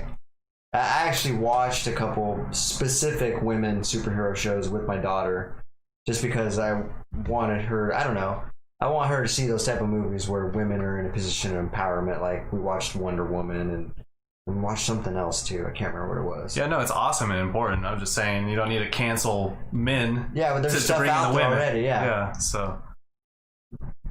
I don't know. Unless they're competing, you know, much more men than women, and then we're getting into just bring in a new woman. Yeah, like, you know, whatever. Adding more women is always the answer. I'm perfectly fine with more women. First of all, okay, this is fucked up, but they always sexualize women, and I like seeing hot women, so I mean, I'm not gonna complain. Most women like being seen sexy too. Yeah. So. Yeah, but then they want to get offended if we sexualize every woman, you know, that's on TV. I mean, you can't have both. Can't want to be sexy and then get offended when someone finds you sexy. Yeah. You know, that's the slippery slope of a line. You know, that topic. Yeah. The Twisted Savant said, I think the last Airbender nailed females. The characters are cool and female. Not cool because they're female. Nice. I haven't seen that one. Are you talking about the show or the movie? Because I'm assuming you're talking about the show because everyone hates the movie. I haven't watched the entire show. I mean, I seen it as a kid and I liked the episodes that I watched, but I haven't watched the series in its entirety and know how it went. Yeah, the show. I assumed that. Okay. Assumption was correct. I haven't seen either of them. Yeah, I think, well... Looks pretty cool, though. It came on, like, right as I was getting to that age where you kind of stop watching cartoons as much, you know, when you're, like, a teenager, so I would, like, kind of passively watch it if it was on, but it wasn't, like, I need to fucking get down, and not, like, fucking Pokemon and Dragon Ball Z and Yu-Gi-Oh! And that shit, like, that's the type of shit I watched religiously. Binge on, yeah. Yeah. That was the type of shit that I was, like, me and my friends were like, it's coming on. Get to a TV. We need a TV. Mom's like sitting there watching Lifetime. We're like, get out of here. We're watching Dragon Ball Z. I like how you're like, get her out of here, the sidekick. Oh, yeah. There's no female there because, quote unquote, because we need a female in the show. That's cool. Yeah. But there is people that are getting offended over, like, so, like, when you interpret things like books or whatever, they'll usually like make people more attractive in movies, especially women. You know what I mean? Really? Yeah. They'll take like the book version. Maybe the book version's supposed to be more nerdier and kind of like middle level attractiveness or something, and they'll make them hot in the movies. They do it all the time, and people are like, "Why do you always gotta sexualize women?" You know what I mean? Why can't they just be like an average woman? You know? Well, that just sounds like, you know, that's just simple. It's marketing, though. Misdepiction, yeah. And it's misdepiction of, you know, a wrong depiction of what the book is actually describing. Yeah, exactly. But I mean, they're doing it because it makes money. Yeah, exactly. You're much more likely to go watch. Guys are much more likely to go watch a movie if the women are attractive, I guess. Which, I mean, that's just biology. That's just how it is. You know what I mean? Yeah. It's just how it is. Always comes back to money. I mean, I'll watch a good movie with the average-looking females, whatever. That's fine. So will I. If it's a good movie, but I'll watch a alright movie if there's hot chicks in it. I'll at least start watching. I might not finish it, you know what I mean? But I'll give it a chance if the women are like... It's the only reason I ever watched a low-budget horror flick. There's semi-hot chicks on it. Yeah. They started going too far with the women in horror movies, though. Yeah. Like, right around when Hills Have Eyes came out, that's when they had, like, the rape scene. Yeah. And I was like, all right, you guys are going too far. That was so fucking disturbing. Yeah, exactly. I'm like, okay, you guys are ruining it, okay? Yeah. Now I'm disgusted, yeah. Yeah, you know, like when you're making me not want to watch your movie now, so... I'm like looking around over my shoulder and shit after that. Like, this is weird. Mm-hmm. No, Hills Have Eyes, definitely, yeah. Those scenes were like, whoa, dude, whoever wrote this might be a sociopath. He might be a sociopath. They should have smarter women in horror movies, though. They're always like dumb. That won't make for a good movie, though. right? I mean, I guess They gotta make dumb decisions. Yeah. They always make the same fucking dumb decisions. That's true. They go into a room. Hello? Is anyone there? Shut the fuck up. Who are you? Say something. They're like, should I go check that out a little further? It's always like they go into a room. There's a little fucking door. Yeah. There's like in Get Out. It's like the little door that's like slightly ajar. Let's go look in there. No. If I seen that door, I'd be like, nope. Go the opposite direction. Yeah. I have no interest in looking inside that door. As soon as I seen that door on that movie, I was like, yeah, I would not want to look inside there. Yeah. Whatever it is, can't be good. Yeah. They always split up in horror movies too. Like. Yeah. So you think they should stick together? Yeah, they should stick together. I think that it should still be scary without them being stupid. I think that would make a much cooler scary movie because it would be legitimately scary, right? Yeah, I think you're right. And more relatable. Mm-hmm. It's like, oh, okay, I might actually see myself doing. There's no way if me and you are in a haunted house, I'd be like, all right, you go that way, I go this way. Yeah. It's not happening. I'll be like, don't even fucking leave my side. Don't even think about it. Let's tie each other together. Yeah, no, I agree. There's a lot of. The twist is door slams out of nowhere. This isn't a funny joke. Yeah, exactly. So yeah, I think we could make a better movie with having a touch smarter of a cast, you know, to where they're not just completely stupid. Just, you know, like Twisted Siobhan was saying here. People chanting like, hello, is anybody there? This isn't funny. Yeah, that doesn't ever happen. I don't think anybody would. I don't think that scene has ever happened in real life in a scenario where it's like that, you know? Yeah. I usually try to storm an area if I hear a weird noise in the house. But I try to do it. I try to do it quietly. You know what I mean? I'm trying to sneak up on whoever's trying to sneak up on me. You know what I mean? Okay. Like, what you fucking doing, huh? You know what I mean? I'm not trying to be like, hello, just broadcasting where I'm at. You know? Yeah. So it's like a beacon. Yeah. Hello. I hear a weird noise. I'm like, what the fuck was that? What was that? And I go search it out because I get too OCD, man. I have to know it's actually nothing's there. You know what I mean? But I'm not gonna. Yeah. If there's actually a threat, I'm not gonna tell them where I'm at. You know? Mm-hmm. No, yeah, I agree, man. I mean, I think a lot of us go through that frustration where we're watching these movies and we're just like, no, don't go in there. No. Oh my God. Don't do that. No. Yeah. Why would you do that? You sit there and you're like, this is so stupid. And then the girls are like, titties. And you're like, all right. Okay. So, I guess I understand, you know. Still a bad idea, but I understand. Then a dude comes with a chainsaw and hacks her in half while she's showing her titties. And you're like, this is disturbing. But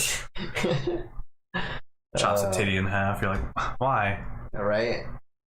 Just kind of totally kills it for you. Yeah, those are those low budget movies, man. Let's see what else we got here to talk about. We talked about cancel culture. So let's see. I got a few different things. I'm not sure what to talk about though. So, how to get rid of time waste. Let's see, time wasters. Time wasters? You want to get rid of people? Or things. Oh, okay. Anything that's you're like, wasted. say, you're done wasting time. You're done getting... Yeah, I like that. Nice. I like this. Let's see. Twisted Siobhan says, I'm terrified every time I turn on a light because of the loud and sudden violence. Oh, there you go. Do you have people that play violin at your house? They're just waiting for you to turn on a line. That reminds me. Light. Have you heard the saxophone player in our backyard? Oh, dude, I fucking forgot. I was gonna ask you about that. I totally forgot because I was just hearing it. Okay. I hear all the time because I always have my window open. So. Yeah, I was wondering about that. I was like, I bet Danny actually hears him because it's right out of your back window. That dude plays the same shit all the time. Yeah, I couldn't tell if that was someone playing for the longest time, or if it was a recording. But there's no accompaniment, so it's just one instrument. So it has to be a dude just practicing. It has to be the way it's so staccato-y and blank spots, and it sounds like a practice. He kind of never messes up though. I don't hear him playing like wrong notes. It is kind of jazzy though, so I guess he could get away with it. But it doesn't ever seem like he's fucks up though. At the same time. So it's still pretty cool, nice to listen to. Just listening to the saxophone. It's not one of those instruments that you don't hear live very often. Mm-hmm. So to hear very frequently in our backyard. It's like, oh, that's kind of cool. He's always playing the same things, though. I know. I wish it was. It's always like fast paced, like. It's all poppy jazz. I don't know if it's pop. It's like kind of laid back. Yeah. Yeah. You're just sitting there like, all right. Is that all the only type of music you want to play? Because yeah, it would be cool if you could mix it up a little more. Maybe that's what people think when we play metal, though. They're like, "You only gonna play metal riffs, man? Like, come on." Yeah, exactly. That's a good point. There might be more to that music that we just don't hear. Yeah. Because although metal music, for how do you put this? It can easily sound the same. You got to really like put effort into the riffs to break it up, chop it up.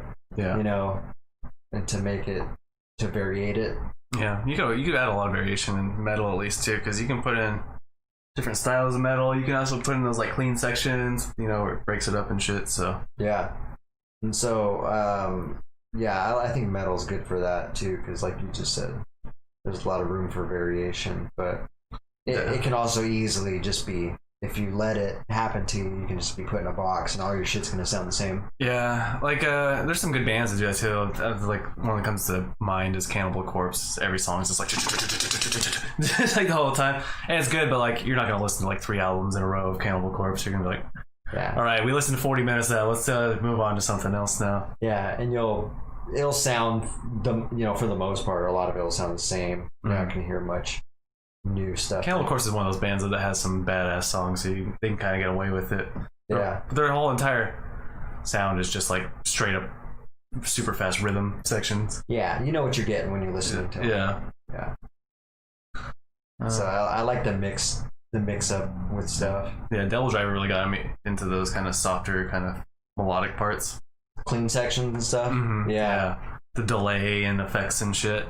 Yeah, it's super cool, man. Yeah, Devil Driver's really good for that, actually. They had a really impressive way of utilizing clean sections and effects, like you just said. Fury of Our Maker's Hand, that album is dope because it has a bunch of shit like that. Yeah, there's another album too. I just can never think of the name of it. Is the one after that? Is that the one that you had? No, I think that's Our Last Kind Words or whatever. Okay, yeah. I can't remember. It's the other one. No, maybe it's Fury of Our Maker's Hand, actually. The one that has Not All Who Wander Are Lost and Head On to Heartache on it? That's the CD we used to listen to all the time. Yeah, okay. Not that one. I can't remember. It's been too long since I've listened to them, but when I see the album, I know what it is. It's like a Blue album. Okay. It might have been the one after that one, actually, then. They got a good amount of albums now I think about it. They have a lot. I haven't listened to them in like any other new stuff since that one they released in like 2011 or something. Beast. Yeah, Beast. Yeah. Which is okay. I didn't really like it that much. I didn't like compared to their other stuff. Yeah. So. And it's kind of sad because it made me not want to check out any of their newer stuff. They might have just like went back in a better direction. I don't know. That was their phase. That's just where they were at that time. Like it was cool though because they were trying out new things. Yeah. It just didn't flow good enough for me. You know what I mean? Like I liked what they were trying to do. They're trying to put in like different time signatures and shit in Beast. Mm-hmm. But none of it, I think what made Devil Driver cool was just that it was really groovy. You know what I mean? Yeah. It had a nice groove to it. And then you had those melodic sections and stuff. Yeah. So when they added like 5/4 time signature weird changes and shit, I'm like, kind of breaking my groove, man. I'm trying to listen to Devil Driver here. Okay. I don't know. That's funny. But, yeah. I don't know how we got into Devil Driver, but basically, we started talking about the saxophone player. Yeah, well, we were talking about Time Wasters first. Wow. Somehow we got on the saxophone player. But that's okay.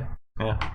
But what I was talking about was I was listening to a guy named Jared Gallant, who basically is like one of Grant Cardone's mentees, and he was talking about how when he was trying to learn new skills and stuff and do something different, add stuff to his life, he was talking about how he was taught how he had to first identify like what was blocking him, preventing him from doing stuff, which is time waster, what's wasting his time, and then like starting to remove those things before adding shit into his life. Yeah. The thing gonna get rid of, I think, is really just the internet.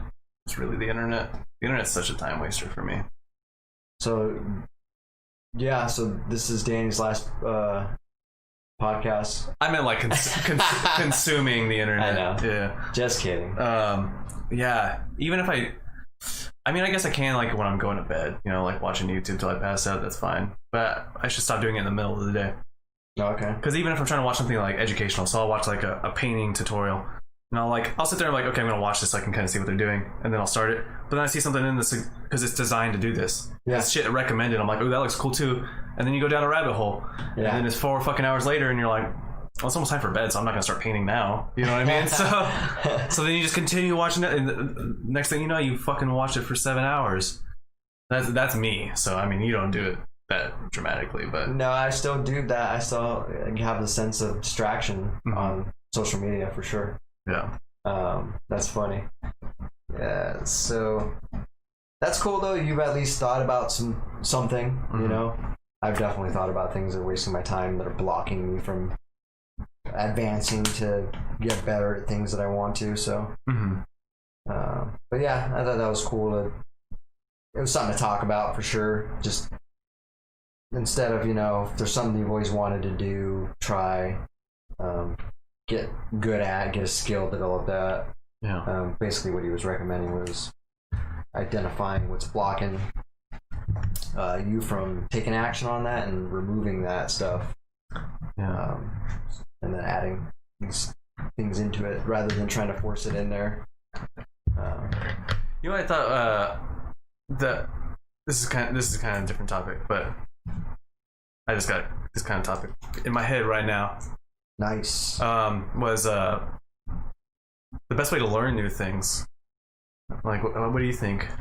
What is my opinion of the best way? I mean, it's kind of different for everyone, obviously, but like for you, what's the best way you learn new things? Definitely hands-on. Hands-on, definitely. Yeah, but I also like to. I like to have dialogue while I'm doing it, after, you know, Yeah. in between, Mm-hmm. not just like send me off, Yeah. figure it out the hard way. Yeah. After mistake, you know. I mean, if I have to do that way, that's the last resort, but Yeah. a little bit of guidance will help. Yeah. I was only thinking about this because the Draftsman podcast, they were talking about the best way to learn things, and they were talking about you should really try teaching people or mentoring people. Because, I don't know, I was thinking about when I taught you what I knew about guitar, and I was thinking about that right now because I got a new guitar student, so, yeah. And I think the reason why is because sometimes you're doing things and you don't really know why you're doing them or how you're doing them, especially like with guitar. You're like playing something and they're like, okay, how do you do that? And you're like, how do I do that? And you have to like sit there and think about it. And so you're kind of like teaching yourself, and then you're breaking it down even more so as you're teaching them. But then you're also kind of learning more about it by going into it deeper from teaching it. Yeah. So I thought that was a cool kind of take on learning. Yeah, that is cool. And you're right, that does happen all the time, like especially if you're writing what I call like a feely riff. Yeah, you're just kind of instinctively playing it. Yeah, you're not worried about mathematical patterns and timing signatures lining up. A lot of time you're not even paying attention to your picking pattern. You're just doing whatever feels natural, and then people are like, you slow it down, you're like, I don't even know if I can slow that down. Like, fuck, what? Now I gotta analyze what I'm doing. Yeah, I mean, that's a lot of how I write, so I know exactly what you're talking about.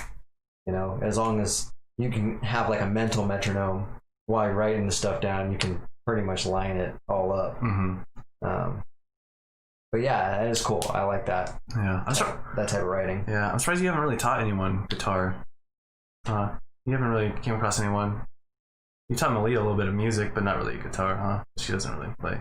Yeah, she doesn't pick up the guitar enough. Yeah, she does, but not enough. And I don't think I know enough about guitar. Well, you definitely do. You know more than I did probably when I started teaching you, right? Yeah. You don't know as much music theory as I don't know enough like technical terms and stuff. Oh, okay. I guess, you know what I mean?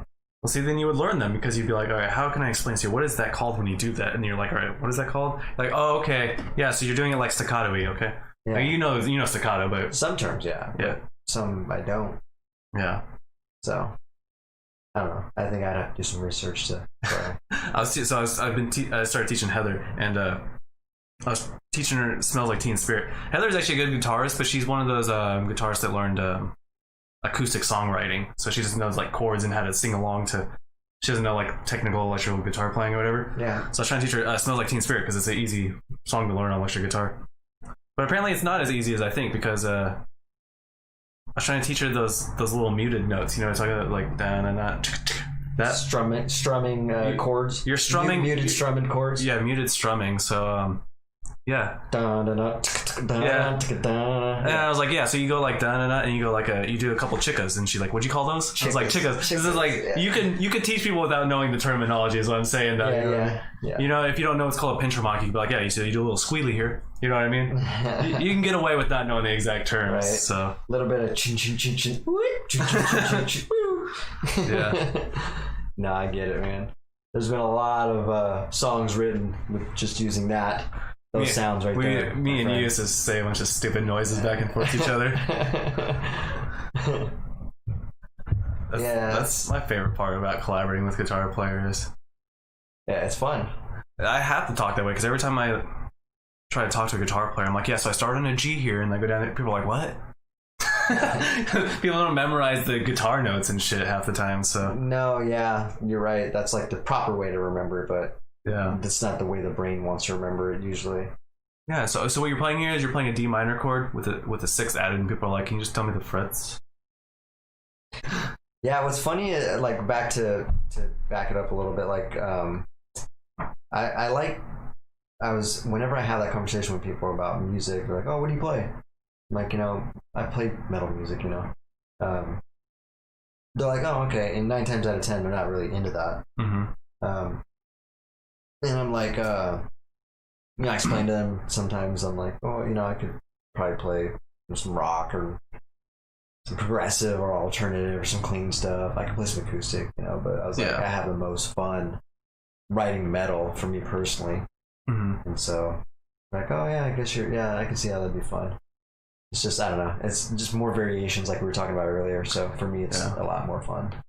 Yeah, I just got bored. I don't know, maybe I just didn't branch enough in metal, but I just got bored of kind of like the spectacle of metal for me. I feel like it's always kind of a spectacle. It's kind of like, look what I can play. It's crazy. You know what I mean? That's the bands that are doing that, though. Yeah. You know what I mean? Like, there are bands that, I think Rings of Saturn is one of those type of bands. Yeah, I guess so, yeah. You know what I mean? Yeah. Like, that's what they're doing. Over the top kind of crazy shit. Or like Dragon Force. Dragon Force is definitely one of those bands. That's the type of, that's their shtick. Yeah.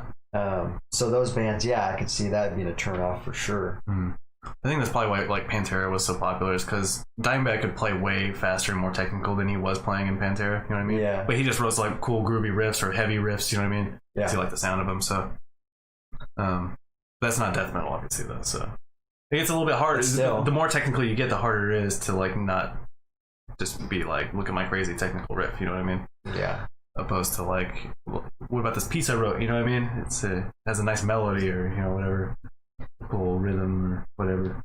You can still do it. It's just a little bit harder the more it doesn't even obscure have to, genre you get into. See, the thing is, when I just realized this too not too long ago. Me and Snakes were listening to I don't even remember what band it was, but they were doing they had some leads on it, and the leads weren't crazy technical. They were kind of slow and a lot of bending going on, and not a lot going on. You know what I mean? Mm-hmm. But the sound structure was good, and it fit well. Mm-hmm. And I was like, that's type of soloing I do. Really, I was making that joke, and I was like, that's sounds like my type of soloing, man. That's just kind of what I do. Little runs and like a lot of bending going around and shit, and dancing in the same area.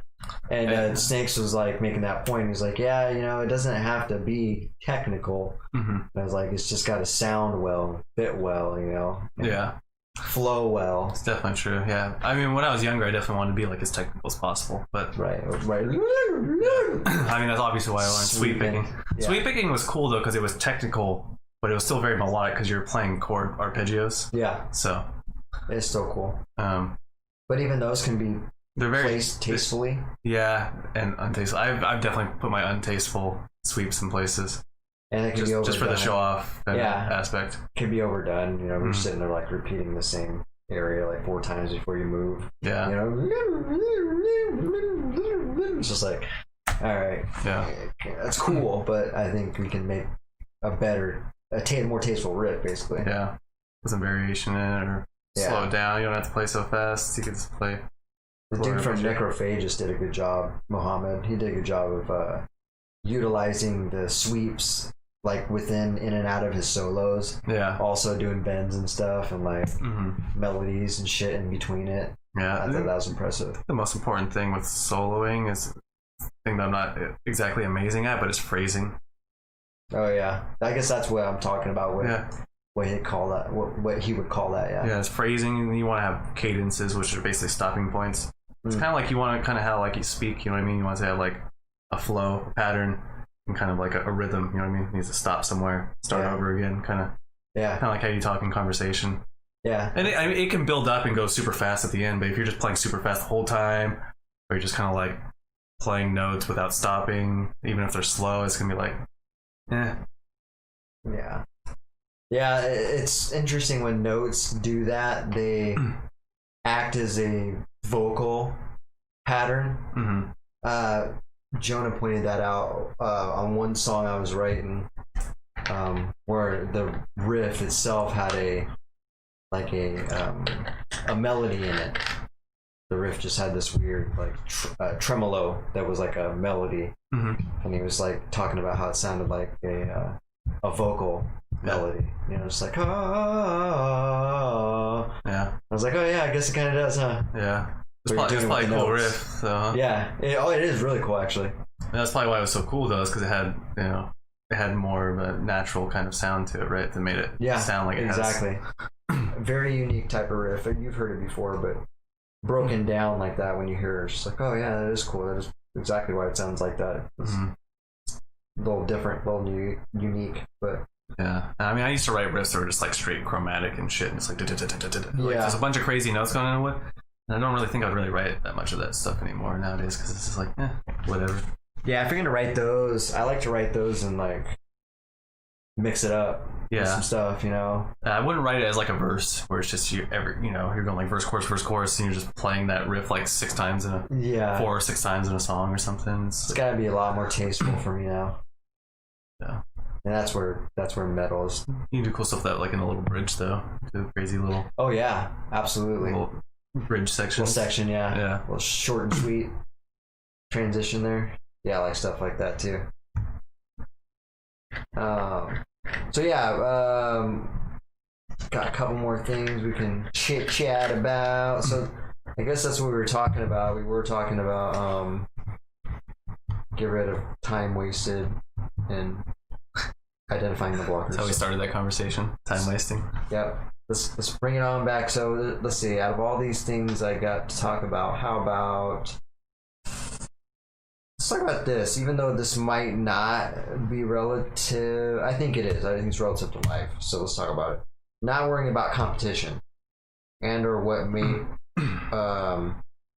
and or make moves depending upon competition. I think healthy competition is good, but I think that you shouldn't get discouraged if someone's better than you at something, because people are always going to be better at you. It's like the likelihood that you're going to be the best person at anything is so fucking unlikely. Like we've talked about this before. Yeah, it's like the likelihood of you being Michael Jordan is not very likely, but you could still be a good basketball player, you know what I mean? So yeah.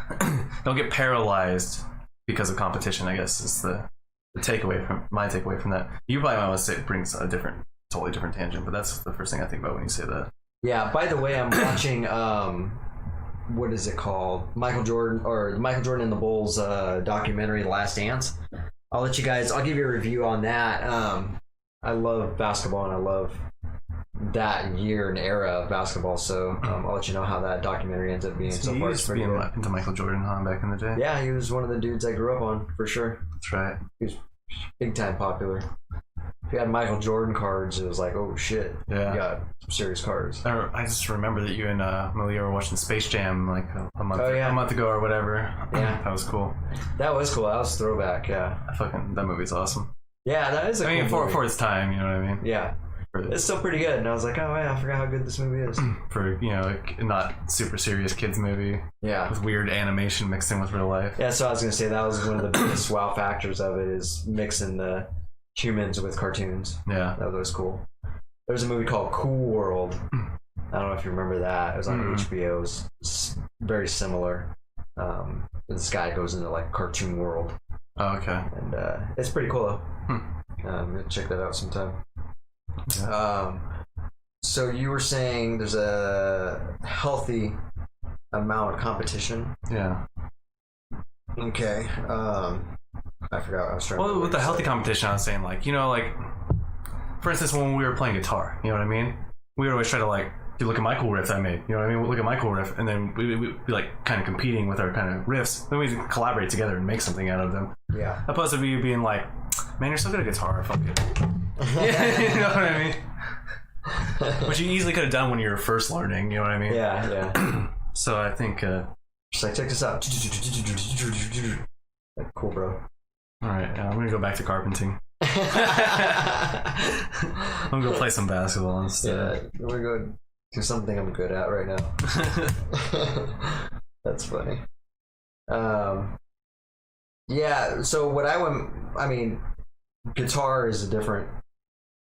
Yeah, it can be applied to this too, but yeah, my angle on this is like, this is something I struggle with a lot actually. Is worrying about competition. You're talking about like business competition right now? In life, actually. Oh, okay. Just both. Mm-hmm. Just always worried about competition, sports. But I noticed. So I was always worried about competition, but the only time that I was not worried about competition is like in the, like talking about sports, like in the moment, like playing. Mm-hmm. That's like a moment where I absolutely didn't give a fuck. It's because you get into the zone. Yeah, and I noticed that about myself. So, but it's weird. Outside of that, when it's not game time, I'm worried. The thing is, or I'm aware. Yeah, I think it's well, most people have a problem with this. It's like you let your ego get in the way. Yeah, not necessarily like over inflated ego, but just, you know, some sort what you think of yourself, and you know how you value yourself compared to, you know, I mean, and then you're basically comparing yourself to other people and changing your value based on how you relate to them, and so you like it makes you nervous or whatever, or you know. And everyone gets that to an extent, you know what I mean? So yeah, but even the, like, for instance, using that scenario, because I've been in that scenario growing up as a kid, like playing with.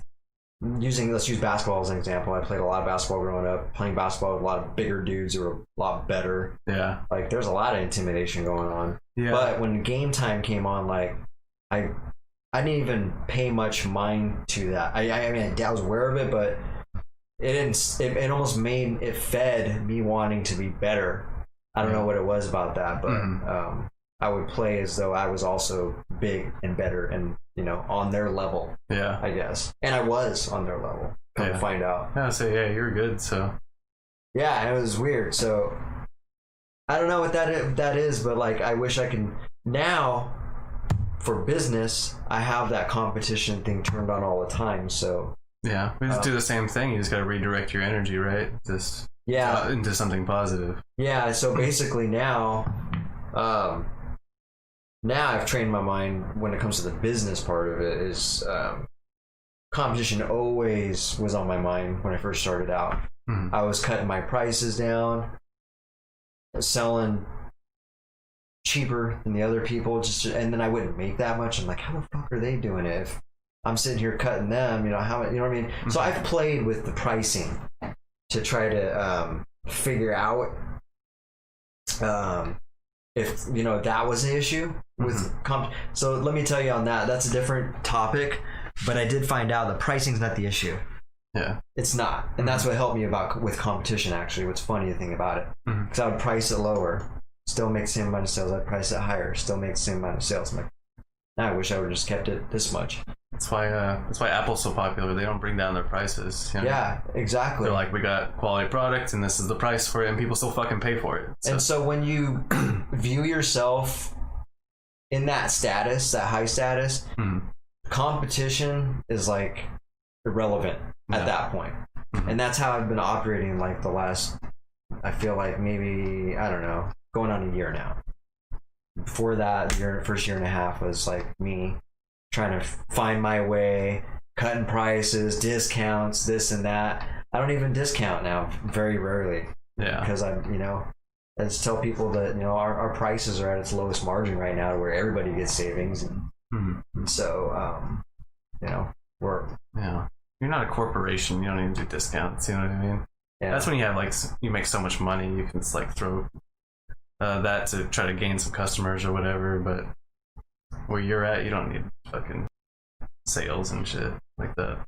Yeah, if you find something that you can bring to the table that somebody else doesn't, even if it's just one thing or a lot of things, or if you just for certain that you're better at something, it's so easy to step out of that competitive space, you know what I mean, where everybody wants to see you because it's fucking miserable there. It's like miserable company. Yeah, well, it's miserable in the competitive space too, in my opinion, because I've been there. Yeah, I think it's probably the most important to tell people when they're starting something new to not undervalue yourself once you get a skill. Like when you first enter the market. That's like the biggest piece of good advice you can give to somebody, I would say. Starting out, like, do not devalue your worth and have some firm prices, have some fair prices. It's like me with the programming thing. Like, I would never work for like minimum wage prices for programming.